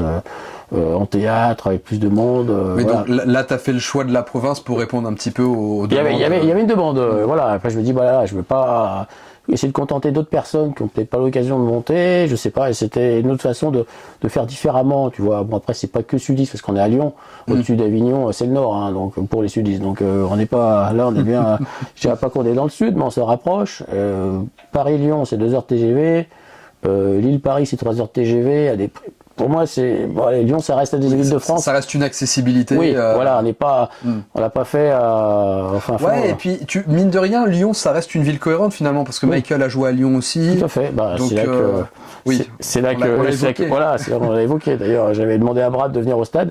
Pour l'anecdote, à Lyon, je lui avais dit, bah écoute, si on fait l'événement à Lyon, c'est au stade Gerland que je t'ai vu jouer avec lui. Et si tu viens à Lyon, on fait l'événement. Le jour J, on quitte l'aéroport, on va au stade. Ce qui s'est passé, voilà, pour l'anecdote, voilà, c'est un petit souvenir, un petit truc perso. C'est la seule chose, je crois que c'est une des rares requêtes que j'ai demandé à quelqu'un en participant à un événement, mais c'était ça, voilà. Okay. Retourner au stade, voilà, c'est un petit truc à moi. Ouais, c'est un joli clin d'œil. Ouais, exactement, voilà. C'est un joli clin d'œil. C'est ça. T'as mentionné plusieurs fois ta femme Laetitia qui contribue aussi totalement. un peu à l'événement. Si je ne dis pas de bêtises, elle s'occupe de la traduction aussi pendant les Music Day. Il y a ça, puis il y a le contact avec l'invité. Voilà, forcément, il faut quand même une interaction avec l'invité. Il y a plein d'éléments. Après, bon, elle gère aussi beaucoup elle gère aussi beaucoup la logistique, tout ce qui est quels hôtels on va, quelle chambre on prend. Des fois, on se prend un Airbnb et on prend plus d'hôtel pour l'inviter, forcément. Voilà, c'est des petits éléments. Il y a une question logistique aussi. Après, bon, la logistique, comme je te l'ai dit, ça va pas vous faire rêver. Voilà, même si ça peut être des contraintes, faut pas être trop loin. Faut prendre, voilà, une sécurité, il faut prendre un Uber de tel endroit, de point A à un point B pour l'inviter. Voilà, faut pas. Si tu prends ta voiture et t'as un accident, qu'il est dedans, et il y a plein. Voilà, faut quand même. Voilà, ça me revient maintenant parce qu'on parle de logistique. Bien sûr. Il y a plein d'éléments comme ça qu'on peut pas soupçonner sans participer à un événement ou organiser. Voilà, donc voilà. Mais bon, après. D'une manière, il faut anticiper le pire pour mieux l'appréhender, l'envisager. Alors des fois il y a eu le pire, on l'avait pas anticipé, mais bon, ça c'est un autre problème. Mais oui, mais du coup tu l'anticipes pour la fois. Ah ouais, maintenant je connais. Oui, voilà, exactement. Voilà, à force on commence un peu à se faire la main. Il y a eu tout un tas d'éléments qui font que là j'y repense, je repasse du coq à l'âne, mais par exemple je me souviens que la première édition à Lille, j'avais vu un documentaire. Alors j'avais eu l'annonce pour financer un crowdfunding, pour financer un documentaire d'un Anglais qui faisait un doc sur Bruce Willis. Par exemple, c'était quand j'avais fait avec Music First l'assaut en participant à l'événement en spectateur, j'avais vu qu'il y avait un crowdfunding pour quelqu'un qui finançait son documentaire sur Bruce. J'ai dit tiens, c'est intéressant, j'avais participé, j'ai gardé le contact, et puis au moment où on a fait la première édition du MJ Music Day à Lille, j'avais contacté Gareth Ménard, le réalisateur anglais, qui était journaliste à la BBC, qui doit toujours l'être, et je lui ai dit est-ce que votre documentaire il en est où, est-ce qu'on peut le projeter pendant la première édition, parce que c'était sur Bruce, forcément lié à Michael Quincy, et du coup il a accepté, et en fait il a été diffusé, son documentaire n'a été diffusé qu'à Lille, la première édition. Okay. C'était un one shot, et jamais diffusé, jamais utilisé, et il y avait Marcos Cavotel, le réalisateur espagnol, qui était présent, si tu veux, à cette édition du MJ Music Day. Il a vu le documentaire de Gareth, et du coup, il a repris le projet, et c'est ce qui est devenu Sonic Fantasy. D'accord. Voilà, en fait, c'est en assistant du MJ Music Day. Du coup, j'étais en train de regarder l'affiche en même temps que t'en parlais. C'est ça, exactement, voilà, exactement. Donc, il y a le film de Marcos sur la création de Thriller, et en fait, c'est venu en raison, ça a contribué, si tu veux. Parce que du coup, il a pu reprendre le projet de Gareth, et faire le film sur Thriller et Bruce et Michael, à ce moment-là, voilà. Donc du coup, voilà, il y a un lien. Du coup, après, on avait fait l'avant-première à Paris, si tu veux, on a fait l'avant-première. Du film à l'époque, il était venu présenter aux fans, et bon, c'était lié à une édition précédente du MJ Music, tu vois, donc voilà, donc là tu te dis, tu fais ta première édition et ça contribue à que d'autres gens s'expriment, si tu veux. Pour moi, c'était quelque chose d'important, si tu veux. Du coup, écoute, on a revu Marcos, s'il y a les événements, je l'invite avec plaisir. Voilà, c'est un partage où un réalisateur peut s'exprimer via un événement. Tu vois, c'est un peu les vases communicants. Là, ça vient comme ça, mais je voulais quand même en parler parce que pour moi, c'est quand même un élément important, si tu veux. du partage et que ça transmette des choses et que finalement le projet de Gareth qui n'a pas vu le jour, qui a les chanceux de Lille, qu'on peut le voir quand même, c'est une parce qu'il est assez différent de Sonic Fantasy avec pas du tout les mêmes images, mais à la base il faut savoir que c'est parti de là, tu vois. Voilà, Okay. pour info. Non, mais c'est super intéressant. Ouais. Et donc, je reviens un petit peu sur ton organisation avec ta femme Laetitia. Ouais. Quel impact ça a sur votre vie en général, tout ça? Est-ce que ça prend beaucoup de place? Est-ce que c'est gérable? Est-ce que des fois c'est plus difficile? Après, il y a des moments où oui, il faut que je passe du temps. Si tu es un invité, il faut quand même faire quelques appels vidéo pour se mettre d'accord, pour en parler. Il y a des démarches où je vais lui dire tiens, oula, attends, faut envoyer le mail à telle personne. Là, ça peut être plus prenant s'il y a un bouquin, parce que forcément il y a la relecture. Forcément, faut qu'elle retranscrive ce que la personne a dit dans mes questions. Tu vois, quand toujours. Alors après, des fois, si c'est en mail, des fois la personne m'écrit directement en mail, ou c'est écrit. Par contre, si la personne veut parler, il faut retranscrire. Il y a du travail en amont qui peut prendre du temps. Ouais, après c'est. Elle m'a toujours accompagné, après voilà, je pense que ça le fait quoi. Enfin, on y arrive quand même. Donc bon, c'est assez. Bon, c'est sûr que c'est du temps. Voilà, il y a des moments, on prend des jours de congé ou bon, les professeurs. Donc pareil, j'ai mes idées. J'essaie de me rapprocher des vacances. Pour info, c'est plein de choses comme ça. Pour les dates, pour que ça colle. Bon, il y a des fois où je dois récupérer l'invité. Bon, quelques jours avant. Faut savoir pour avoir conscience de l'organisation. Voilà, la personne qui prend son billet va venir le samedi, mais sauf que moi, le Music Day commence le mercredi d'avant, limite pour aller le chercher à Roissy, être présent, rester l'accueillir. Il y a un tas d'éléments. Derrière, moi, des fois, ça m'est arrivé qu'une semaine après, un invité m'appelle parce qu'il a un problème d'avion, parce qu'ils lui ont changé les horaires.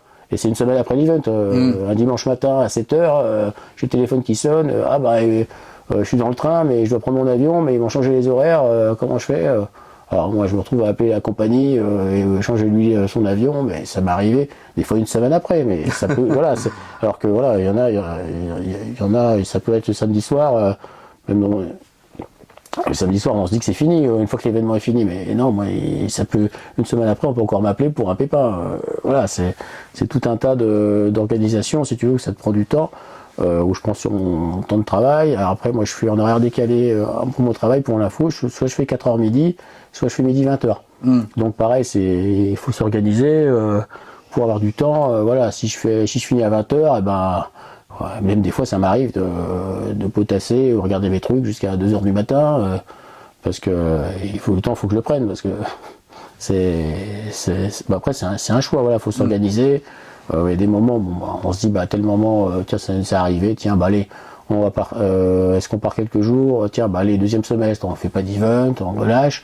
Après, il y a une année où c'est arrivé, on a fait 4 events la même année, mais c'était un peu poussé, faut pas tirer sur la corde, mais bon, c'est après, quand on a les opportunités, tu dis, il faut le faire, donc on le fait, mais c'est vrai que des fois, voilà, c'est un choix, mais bon, voilà, après, on le veut bien, et voilà, mais faut être conscient, voilà, après, c'est vrai que des fois, on se dit l'habitude, tiens, quand le prochain Music Day, mais, non, mais il faut que je travaille, et il faut que, des fois, il faut que je me pose, parce que je peux pas, mais bon, après, d'un côté, je peux comprendre qu'on se dise, ça fait plaisir dans un sens, on se dit, tiens, on aime bien, vas-y, continue, il y a des moments, il faut que je me pose aussi, parce que je suis pas, pas une machine, quoi. Exactement.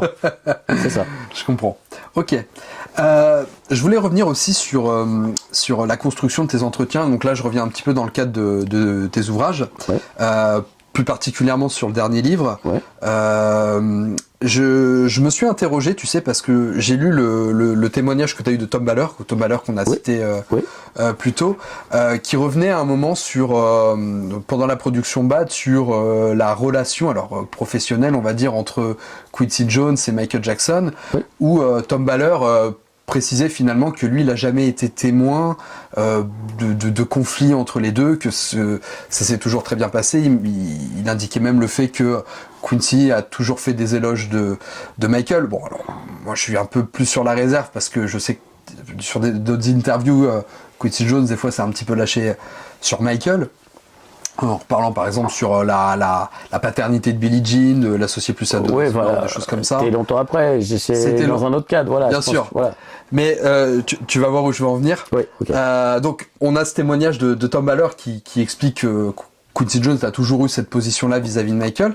Et puis plus tard dans le livre, on a l'intervention de Christopher Curel, lui qui on revient un petit peu justement sur les conflits qu'il y a pu avoir entre il explique bien. entre Michael et Quincy Jones, et donc lui va plutôt à l'opposé de ce que décrivait Baller, c'est-à-dire que lui il décrivait de véritables tensions, qui avaient presque des clans qui avaient été faits au moment de la production, c'est-à-dire qu'il y avait la team Bill Bottrell, Matt Forger, et qu'il y avait la team John Bart surtout de l'autre côté, et qu'il y avait la team voilà, la team Bruce Whedon, Bruce Whedon et Quincy Jones, et que Curel était un peu entre les deux, et qu'en gros il y avait presque un ultimatum qui avait été lancé à Michael.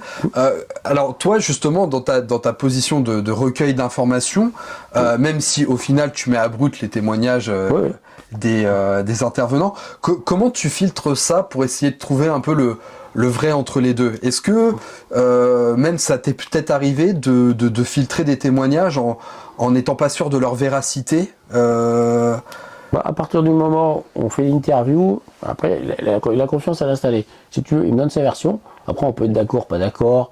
On peut dire qu'il est édulcoré ou pas. Mais en fait, Tom Baller, si tu veux, il était, comme il explique, il était un peu plus en retrait, si tu veux. Il n'était pas à Los Angeles. Tu vois, il avait juste des interactions avec Quincy ou Michael séparément, si tu veux.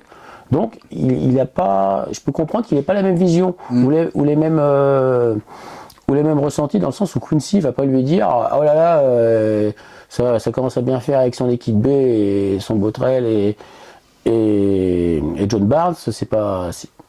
Ils iront pas là-dedans, si tu veux. Donc, lui, dans son regard, il ment pas, si tu veux. Il reste sincère. Que Chris Curel, si tu veux, il est là tous les jours. Et il bosse avec tout le monde. En fait, si tu veux, il suit Michael comme son ombre à l'époque. Si tu veux, il passe son temps, il est toujours avec lui. Même pour la tournée Bad, ça reste quand même un élément important avec qui il interagit tout le temps, si tu veux. Chris Curel, il est vraiment au cœur du truc. Donc lui, il peut avoir une version différente. Et il peut te le dire que par contre, oui, par exemple, si tu veux, Matt Forger, dans l'interview du même livre, il dit bien j'aurais aimé que ce soit comme Thriller, on soit tous ensemble. Ce qui n'a pas été le cas dans le sens où lui, il travaillait les démos à Venhurst, et dans quelque chose de différent. Et en fait, notre travail à Venhurst et le travail à Westlake, voilà, c'est ça qui fait que il y a des divergences, parce que on se comprend pas, on comprend. Et sauf que Michael, il veut un peu. C'est un peu la bataille. Enfin, moi, je l'ai vécu comme ça quand je lisais les interactions. C'est un peu la bataille de l'ancienne et de la nouvelle école, tel que le décrivait un peu Curel, dans le sens où l'ancienne école, c'était retranscrire les sons des instruments, tandis que la nouvelle école, c'était créer les sons en partant de rien avec le synthétique. Bah, disons que t'as aussi le fait d'être à Venhurst, où t'as un peu t'as une pression différente, dans le sens où tu crées, ou même Matt Forger disait Michael n'est pas obligé de chanter super bien, c'est pas grave, si tu veux, ça reste ça reste comme des démos, ou je dirais pas brouillon parce que c'est un peu exagéré, c'est un terme un peu abusé, mais des ébauches, quoi. Exactement, voilà, c'est vraiment la différence est là. Sauf que forcément à des moments ça sonne pas à Westlake de la même manière, parce que c'est la façon d'enregistrer ou d'enregistrer une nouvelle technologie qu'on comprend pas, parce que c'est pas du tout c'est pas la même façon d'enregistrer par rapport à Thriller, si tu veux. Donc voilà, alors du coup il y a des divergences, et comme Michael voulait un peu expérimenter et commencer un peu à se détacher et avoir son truc, entre guillemets, sa propre équipe dans son coin, dans son studio chez lui, voilà, c'est ça qui fait que Bad est très différent de Thriller, et ça se ressent aussi un peu dans les relations. Mais pour revenir à ta première question du ressenti, voilà, il y a entre quelqu'un qui est vraiment... Peut-être du tri des témoignages que tu as peut-être fait ou pas du tout. Hein. Non, moi je reprends, moi je pose mes questions, je vois que telle personne a parlé à l'époque. Par exemple, Tom Baller, ça m'intéressait d'avoir son aspect parce que c'est un très proche de Quincy. Ils ont commencé à travailler ensemble dans les années 70. En fait, Tom Baller a commencé à travailler avec Quincy de son côté, et il travaillait avec Michael de l'autre, sans qu'ils sachent qu'ils allaient collaborer un jour ensemble, si tu veux. Il travaillait à Motown dans les années 70, tu vois, avec son frère John Baller aussi, voilà. Et en fait, ils ont un lien, une proximité, si tu veux. Tom Baller, qui sont indépendantes à la base. Il travaillait très jeune avec Michael, il a travaillé avec Quincy de son côté, puis à la fin, Quincy a commencé à collaborer avec Michael. Et donc, moi, ce qui m'intéressait, c'était d'évoquer un peu dans le sujet du livre, c'est un peu cette relation Quincy-Michael. Qu'est-ce qui fait que, comment ça se passe à Thriller, et qu'est-ce qui fait qu'après, il y a des divergences, et qui travaillent plus ensemble, entre guillemets. Après, c'était pas dans le sens de chercher la polémique ou les histoires. Non, bien sûr. C'est juste relation humaine, sauf que un artiste qui a 25 ans, qui a l'album le plus vendu de tous les temps, mais qui a d'un côté qui a envie de voler de ses propres ailes, parce que je pense qu'il se disait, mais attends, c'est ma vision, c'est mon idée, c'est comment il ressent les choses. Thriller, c'est ma vision, et que c'est pas que Quincy. Après, moi, dans mon esprit, je pense que Thriller, c'est un peu de Michael, il y a aussi du Quincy Jones et de Bruce Wayne, ces trois-là. Bon, il y a forcément, on peut citer Rod Temperton ou d'autres éléments, mais vraiment, c'est un travail plus en communion, si tu veux. Que Bad, bon, voilà, il a voulu avoir ses propres chansons, ses compositions, c'est un travail très différent. Il commençait à coproduire un peu sur Thriller, mais c'est surtout sur voilà, mais voilà, il est très impliqué dans Bad, mais quand tu as deux fortes têtes comme ça, c'est un peu ce que disait Michael Bodicker aussi dans l'entretien, quand tu as le meilleur producteur du monde face au meilleur chanteur, au meilleur artiste, forcément il y a un peu voilà, des moments il y a des fortes têtes, voilà. Quand tu as des fortes têtes, pour faire ce métier, il faut un peu d'ego, hein, faut un peu de personnalité. Et quand tu as des fortes têtes comme ça, voilà, à un moment, bah, quand Michael il veut un peu s'affirmer un peu plus progressivement, et après c'est son évolution, et il grandit, je sais pas, c'est comme face à ton père, quand t'es ado, et t'as envie de t'affirmer, t'as envie de voler tes propres ailes et de t'émanciper. Et c'est ce qu'il faut, c'est ce qu'il faut faire. Et c'est ce qui se passe à ce moment-là. Voilà, sur Bad, voilà, si un jour, voilà, si à 17 ans, ton gamin il commence à te dire oui tout le temps, tu vas peut-être tiquer, dire bah non, révolte-toi un peu. Voilà, je pense que on est un peu dans le même état d'esprit, père d'affiliation, dans le sens où Quincy était plus rassurant que Joe Jackson. Ça l'a aidé un peu à grandir artistiquement. Mais à un moment, ben, tu t'affirmes et puis voilà, tu fais à ta façon, et la personne qui t'a fait grandir, ben, tu t'en détaches progressivement. Mais ce qui est normal, voilà. Je pense qu'on est un peu dans le même. J'étais un peu dans cette approche, tu vois, entre guillemets, du père-fils artistique, tu vois, et je voulais un peu essayer de comprendre comment ça s'est passé et qu'est-ce qu'il fait et qu'est-ce que les gens, quelle vision ils avaient. De tout ça, et tous les gens qui ont collaboré, qui ont connu les deux personnes et qui sont admiratifs des deux, voilà, c'est pas du tout une allusion dans le sens Michael contre Quincy qui est le méchant, qui est le gentil, c'est important de le dire. C'est vraiment de savoir juste humainement comment ça s'est passé, et voilà, c'est juste des fois bah, tu collabores avec des gens, des fois ça passe, des fois bah, tu te détaches, des fois tu évolues, et puis il y a je pense aussi, enfin je parle sous ton contrôle, mais oui, je pense qu'il y a aussi l'aspect rester au plus proche de ce qui s'est vraiment passé, sur l'aspect historique. Tout à fait. Bah non, mais des choses. Bah, les choses ont rarement filtré, si tu veux. Michael a travaillé peu avec Quincy. Il y a quelques passages dans Moonwalk où je me souviens qui dit bah, en défense dispute parce que je veux dire les sons de batterie. Quincy est plus à l'ancienne. Moi alors des fois j'étais agréablement surpris dans le sens où j'étais en mode les sonorités, le sync clavier. Moi je pensais plus que c'était de Michael, mais moi finalement avec les synthétiseurs et ces sons-là, ces sonorités-là, en fait il y a beaucoup de Quincy Jones, plus que je pensais, tu vois. Ça m'a un peu fait évoluer mon point de vue, parce que j'étais davantage axé sur Michael et les synthés, les sonorités à chercher, mais finalement Quincy Jones était aussi dans cette démarche, d'après les témoignages du livre. Voilà, vu que tu l'as lu, je me permets de le dire sous ton contrôle également. Mais tu vois, c'est justement aussi pour revenir un petit peu par rapport à cet aspect d'authenticité. Je dirais au-delà de savoir qui a raison, qui a tort, qui serait un autre débat, mais tu vois, de retranscrire l'authenticité des faits tels qu'ils se sont passés. Je m'étais noté quelque chose d'intéressant aussi qui a été évoqué, où finalement t'as poussé un peu plus la recherche pour t'assurer de la véracité du témoignage. C'était par rapport au guitariste Dean Parks. Oui.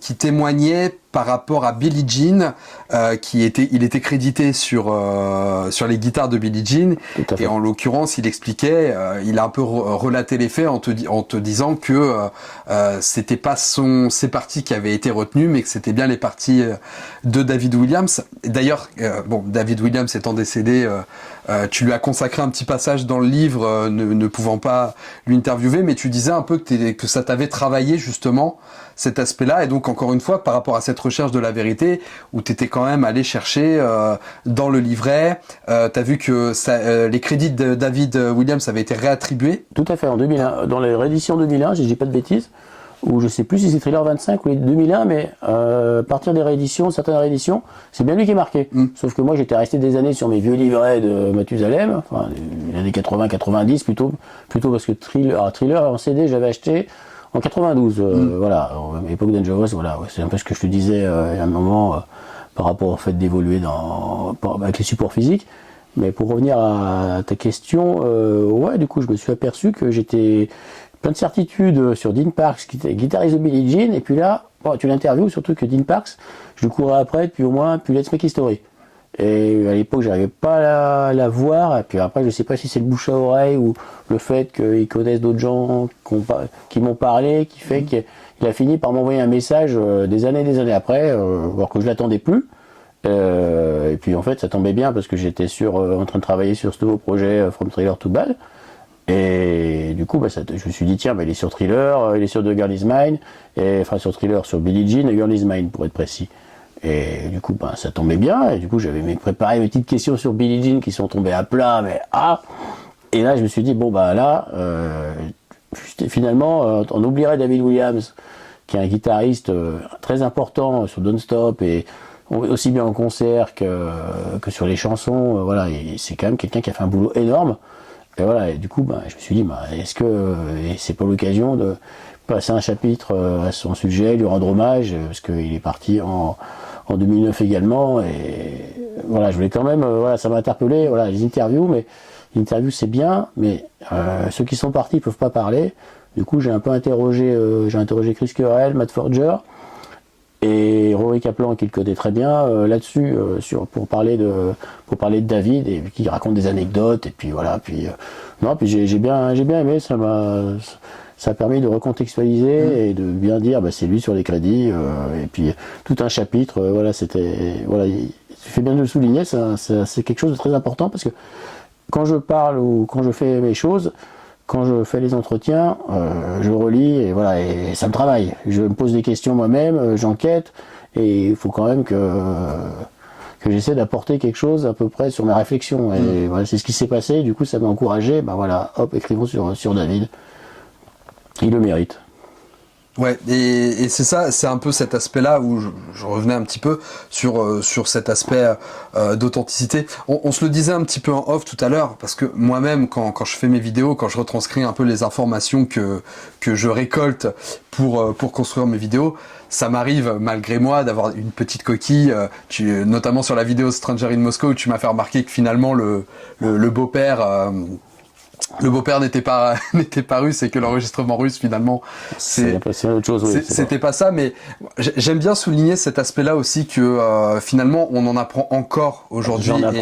J'en apprends tous les jours. Mais ouais, et c'est ce que je dis souvent aux gens qui me disent mais comment tu connais tout ça, et j'aime bien leur dire mais vous savez finalement je connaissais pas 50% de ce que j'ai raconté avant d'écrire la vidéo, mais je le sais parce que j'ai fait ces recherches là pour écrire la vidéo. Mais c'est vrai que cette recherche de la vérité qui pour moi est fondamental parce que c'est presque de l'archéologie ce que tu fais quand tu vas démarcher ces gens-là qui te donnent des infos qui remettent en question une vérité que tu croyais et que tu dois retranscrire. Il y a des choses qui étaient ancrées en moi depuis des années et puis finalement avec leur témoignage j'ai revu la chose et puis en fait mon évolution à penser par rapport à mon point de vue sur Michael, mais il évolue chaque jour encore. Il n'y a rien de figé si tu veux. Faut jamais rester dans ses certitudes, surtout pas. Faut être à l'écoute, faut évoluer, faut voir un peu comment sont les témoignages. Voilà, si tu es plein de certitudes et que tu restes sur tes acquis, tu peux pas avancer. C'est là que si tu te dis c'est bon, j'ai fait tant d'interviews. C'est bon, tu restes sur tes acquis, tu te reposes sur tes lauriers, mais ça c'est le piège à tomber et t'encrasser entre guillemets. Voilà, c'est surtout pas ce que je veux faire. Moi je demande d'en apprendre tous les jours. Et si tu m'en dis que je ne sais pas, mais j'en serais content, je serais pas en mode vexé. Voilà, faut quand même avec Michael, il faut avoir une ouverture d'esprit. Et des fois, il faut ravaler un peu son ego, même s'il en faut un petit peu quand même. T'es d'accord hein. C'est ça. D'ailleurs, toi, quand tu écris un livre, est-ce que l'estate a un droit de regard sur ce que tu fais ? Ouais. Est-ce que tu dois justifier de quelque chose ? Est-ce que ils connaissent l'existence de tes bouquins ? Alors, normalement, non. Enfin, normalement, oui et non, c'est compliqué. Parce que normalement, si tu as le nom de Michael Jackson, ils sont censés avoir un droit de regard. Après, je sais que j'avais fait un événement, j'étais allé à un événement au cinéma Palace à l'automne organisé par les States. Et j'avais donné un livre à Karen Langford, c'était Book on the Dance Floor par exemple. Et j'ai donné un livre, j'ai donné Let's Make History et Book on the Dance Floor à Prince en main propre, en coup de vent, hein, vite fait, j'ai pas pris de photos, je lui ai donné les livres et il passait, j'ai pas voulu l'importuner entre guillemets si tu veux, mais voilà, mais donc je pense qu'il peut avoir existence. Après, moi j'ai le sentiment, c'est mon sentiment, hein, mais j'ai le sentiment que les initiatives de fans ou tout ça, ils ne cassent pas les pieds si tu veux. Ok. Alors Michael de son vivant, quand c'était pour les fans ou que c'était des initiatives de fans, il les laissait faire si tu veux, il tolérait parce que c'était les fans et il voulait pas leur nuire entre guillemets si tu veux. Bon, je sais pas, je pense de avoir connaissance de gens qui faisaient des t-shirts, des trucs pirates et il laissait faire. Il disait moi je sais que c'est Christophe qui me racontait, Christophe Boumet, ah non mais comme il disait, c'est bon, c'est des fans, laissez-les tranquilles quoi. Et là, on peut reprocher des choses à l'esthète, mais là-dessus, je pense qu'ils sont dans la même lignée si tu veux. Ouais, peut-être qu'ils se disent tant que ça me coûte rien. Non, et que j'ai pas, voilà, que ça sert à rien de nuisible entre guillemets contre lui et que ça veut lui rendre hommage. J'ai pas le sentiment, je sais que j'ai jamais eu de problème, j'ai jamais eu de message entre guillemets négatif. Après, j'ai pas vraiment, moi ma seule interaction c'était de donner un livre à moi propre à l'automne dernier, Karen Langford puis à Prince, mais ce sont mes seules interactions entre guillemets. J'ai jamais échangé. J'ai reçu un mail, j'ai envoyé. Après j'ai eu des échanges avec plein de gens qui ont travaillé avec lui. C'est vrai que à une époque, moi il y a 10 ans, quand j'ai commencé à travailler sur Let's Make History, il y a des gens qui m'ont poliment refusé à l'époque demande à l'esthète, en mode oh là là, faut demander à l'esthète l'autorisation, en mode sans me connaître et en mode pour être sûr que tout roule sur des roulettes entre guillemets et qu'on est dans les clous si tu veux. Et depuis depuis ces personnes-là elles sont revenues, elles ont collaboré, elles ont accepté d'être interviewées, donc et sans me parler de l'esthète, tu vois. Donc il y a eu du chemin de fait, si tu veux, entre guillemets. Il y a eu le parcours qui fait que ça parle pour moi, mais par contre, il n'y a jamais été question d'esthète là-dessus. Ok. Et sur les intervenants que t'as pu interviewer, est-ce qu'il y en a qui t'ont donné leur avis sur l'esthète, qui t'ont fait un retour Ah non, c'est un peu un sujet qui revient. Non, je pense. Alors, soit ils en parlent pas, c'est pas. Je pense que ils sont plus dans les souvenirs, si tu veux, dans ce qui s'est passé. Et ils n'ont jamais été dans la démarche de dire on va parler de l'estate, tu vois. D'accord. Donc il n'y a rien de tout ça, c'est pas la langue de bois, c'est juste que c'était comme ça. Non, mais peut-être, tu sais, sur des projets qu'ils ont faits, qui sont pas sortis, qu'ils disent tiens, l'estate a ça, mais ils le sortent pas. Ah, si, j'ai bien eu 2-3 conversations en off, mais non, là c'est un peu. Je les garde pour moi. Ouais. Désolé. Non, t'inquiète, je respecte ça. Ouais. Ça marche. Écoute, on va arriver tranquillement sur la fin de l'entrevue. Bon, je voulais quand même te poser les questions, je pense que beaucoup aiment se poser. Tu réponds comme ça sans réfléchir. Ouais. Je voudrais que tu nous dises ta chanson préférée de Michael Jackson. Human Nature. Ok. Ton album préféré de Michael Jackson? History. Ton concert préféré de Michael Jackson? History Tour. C'est cohérent. Ouais. Est-ce que tu as une tenue préférée de Michael Jackson? Une tenue sur scène en général, qu'est-ce que tu veux dire? Une tenue. Je suis pas trop dans les fringues, moi, ça se voit. Écoute, on va dire, non, c'est pas. On va dire le bas de tour. Allez, le bas de tour. Ouais, le bas de tour, allez. Ok. Et est-ce que tu as une photo préférée de Michael Jackson? Ça, je peux te la montrer. Ouais. Allez. Vas-y, avec plaisir. On y va.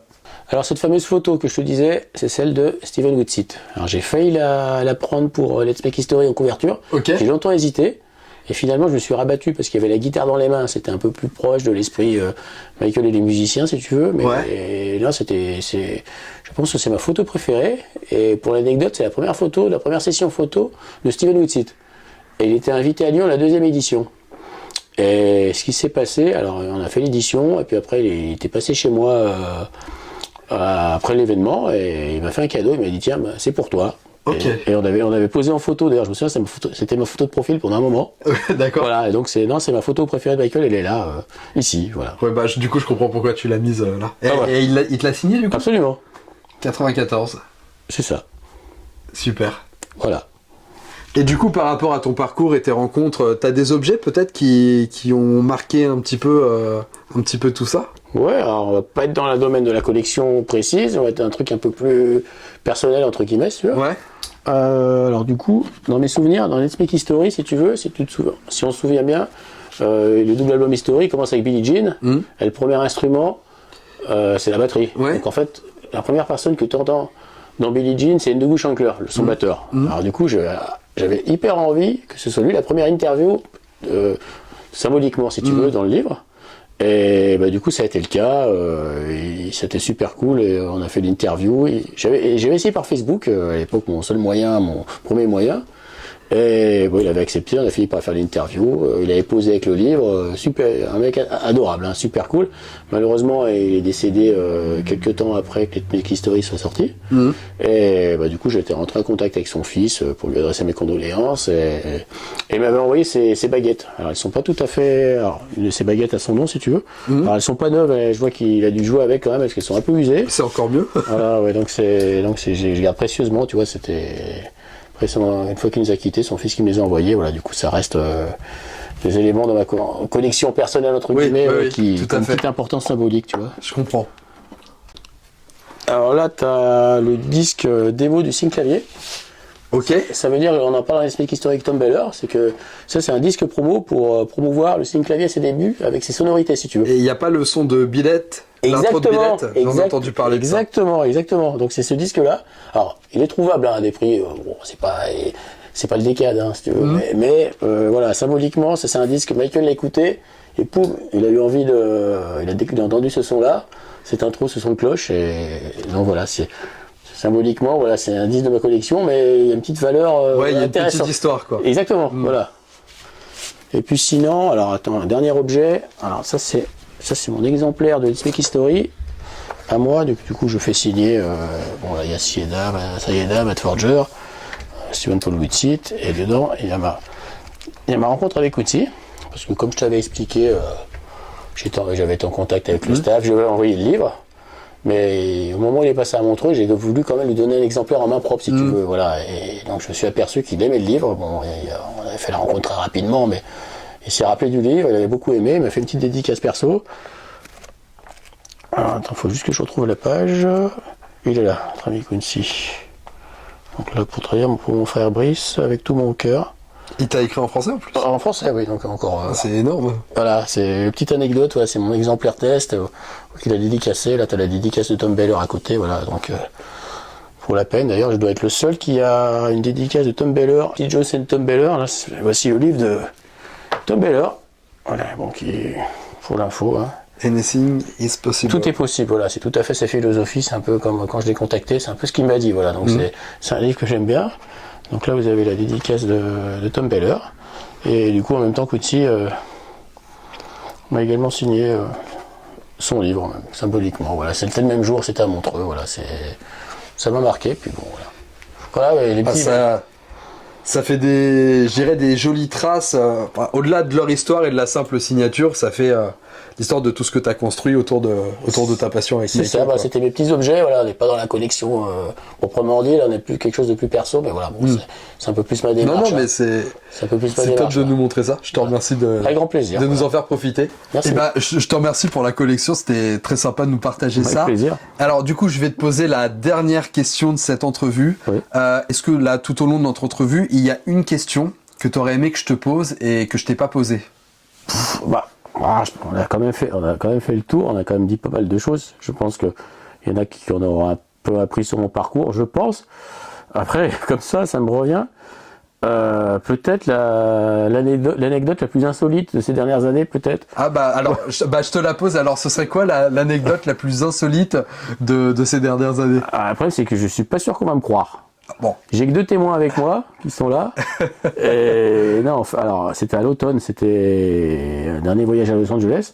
Donc on parlait de l'esthète et Karen Langford, j'avais donné mon livre. Et du coup, j'ai pensé que ce serait mon seul contact ou lien vu de l'esthète pendant mon séjour. Eh bien non, figure-toi que ce qui s'est passé, c'est que après être allé rendre visite à Steve Porcaro dans son studio, il me faisait écouter des morceaux. Il m'a dit bah tiens, on va se faire un resto. Ok, donc je le suis. Il est habitué, un resto qu'il connaît très bien, qu'il aime beaucoup, qu'il était heureux de nous montrer à moi, Laetitia. Alors du coup, on se pose à table, on discute tranquillement. Et moi, j'avais vu sur la porte avec des gens qui rentrent dans le restaurant. Si tu veux, Steve était de dos. Et il ne voyait pas, et moi j'étais pile poil en face de la porte, avec l'entrée des gens du restaurant, et qui sait que je vois rentrer, il ne devinera jamais. Michael Jackson? Non, malheureusement non. Ça aurait été encore plus insolite. Non, c'était John Branca. D'accord. Ouais, et du coup j'en revenais pas, quoi, puis il s'assoit à 2 tables à côté, et c'est John Branca, quoi, voilà, et du coup, Steve, il dit, mais qu'est-ce qu'il y a? Je dis, il y a John Branca, voilà. C'était assez drôle, quoi, puis voilà, quoi, mais du coup, voilà, exactement, voilà, mais bon, peut-être pas me croire, mais c'est ce que j'ai dit à Steve, on va jamais me croire, là. Ah, ça aurait été marrant que tu aies une interview de John Branca pour le bouquin. Non, là, c'était compliqué, j'ai pas eu accès, mais par contre, je me souviens très bien de ce que m'a dit Steve, il m'a dit, t'inquiète pas, si on ne croit pas, on me demande et je dirais que c'était vrai. Voilà. Voilà. Bon super. En tout cas, Brice, je te remercie encore pour le temps que tu m'as accordé. Et franchement, j'ai passé un super moment à t'écouter, nous raconter ton parcours. Alors, je vous le rappelle, donc le dernier livre de Brice, From Thriller to Bad, où Brice revient encore avec les collaborateurs donc qui ont travaillé sur Thriller, qui ont travaillé sur Victory, qui ont travaillé sur Bad, donc que tu as interviewé et donc que vous pouvez retrouver dans ce bouquin. Et donc le livre est accessible directement sur ton site, oui, bricenajar.com. C'est ça. Alors je en précise pour ajouter, si vous rendez visite sur ce site, il y a du contenu. J'ai fait des revues, soit de disques, soit de documentaires. J'ai également des revues de concerts et puis sinon des entretiens également, comme dans mon livre, mais qui sont accessibles, qui sont exclusivement pour le site, qui sont accessibles. Si vous voulez voir un aperçu des entretiens comme ils sont dans le livre, il y en a quelques-uns sur le site. Voilà, c'est accessible. Je vous en prie, visitez-le, ça me fera plaisir. De toute façon, je vous mettrai le lien du site en description. Donc, vous pourrez retrouver donc les échanges de Brice. Vous pourrez commander ce livre-là et je crois que les autres livres sont également toujours disponibles.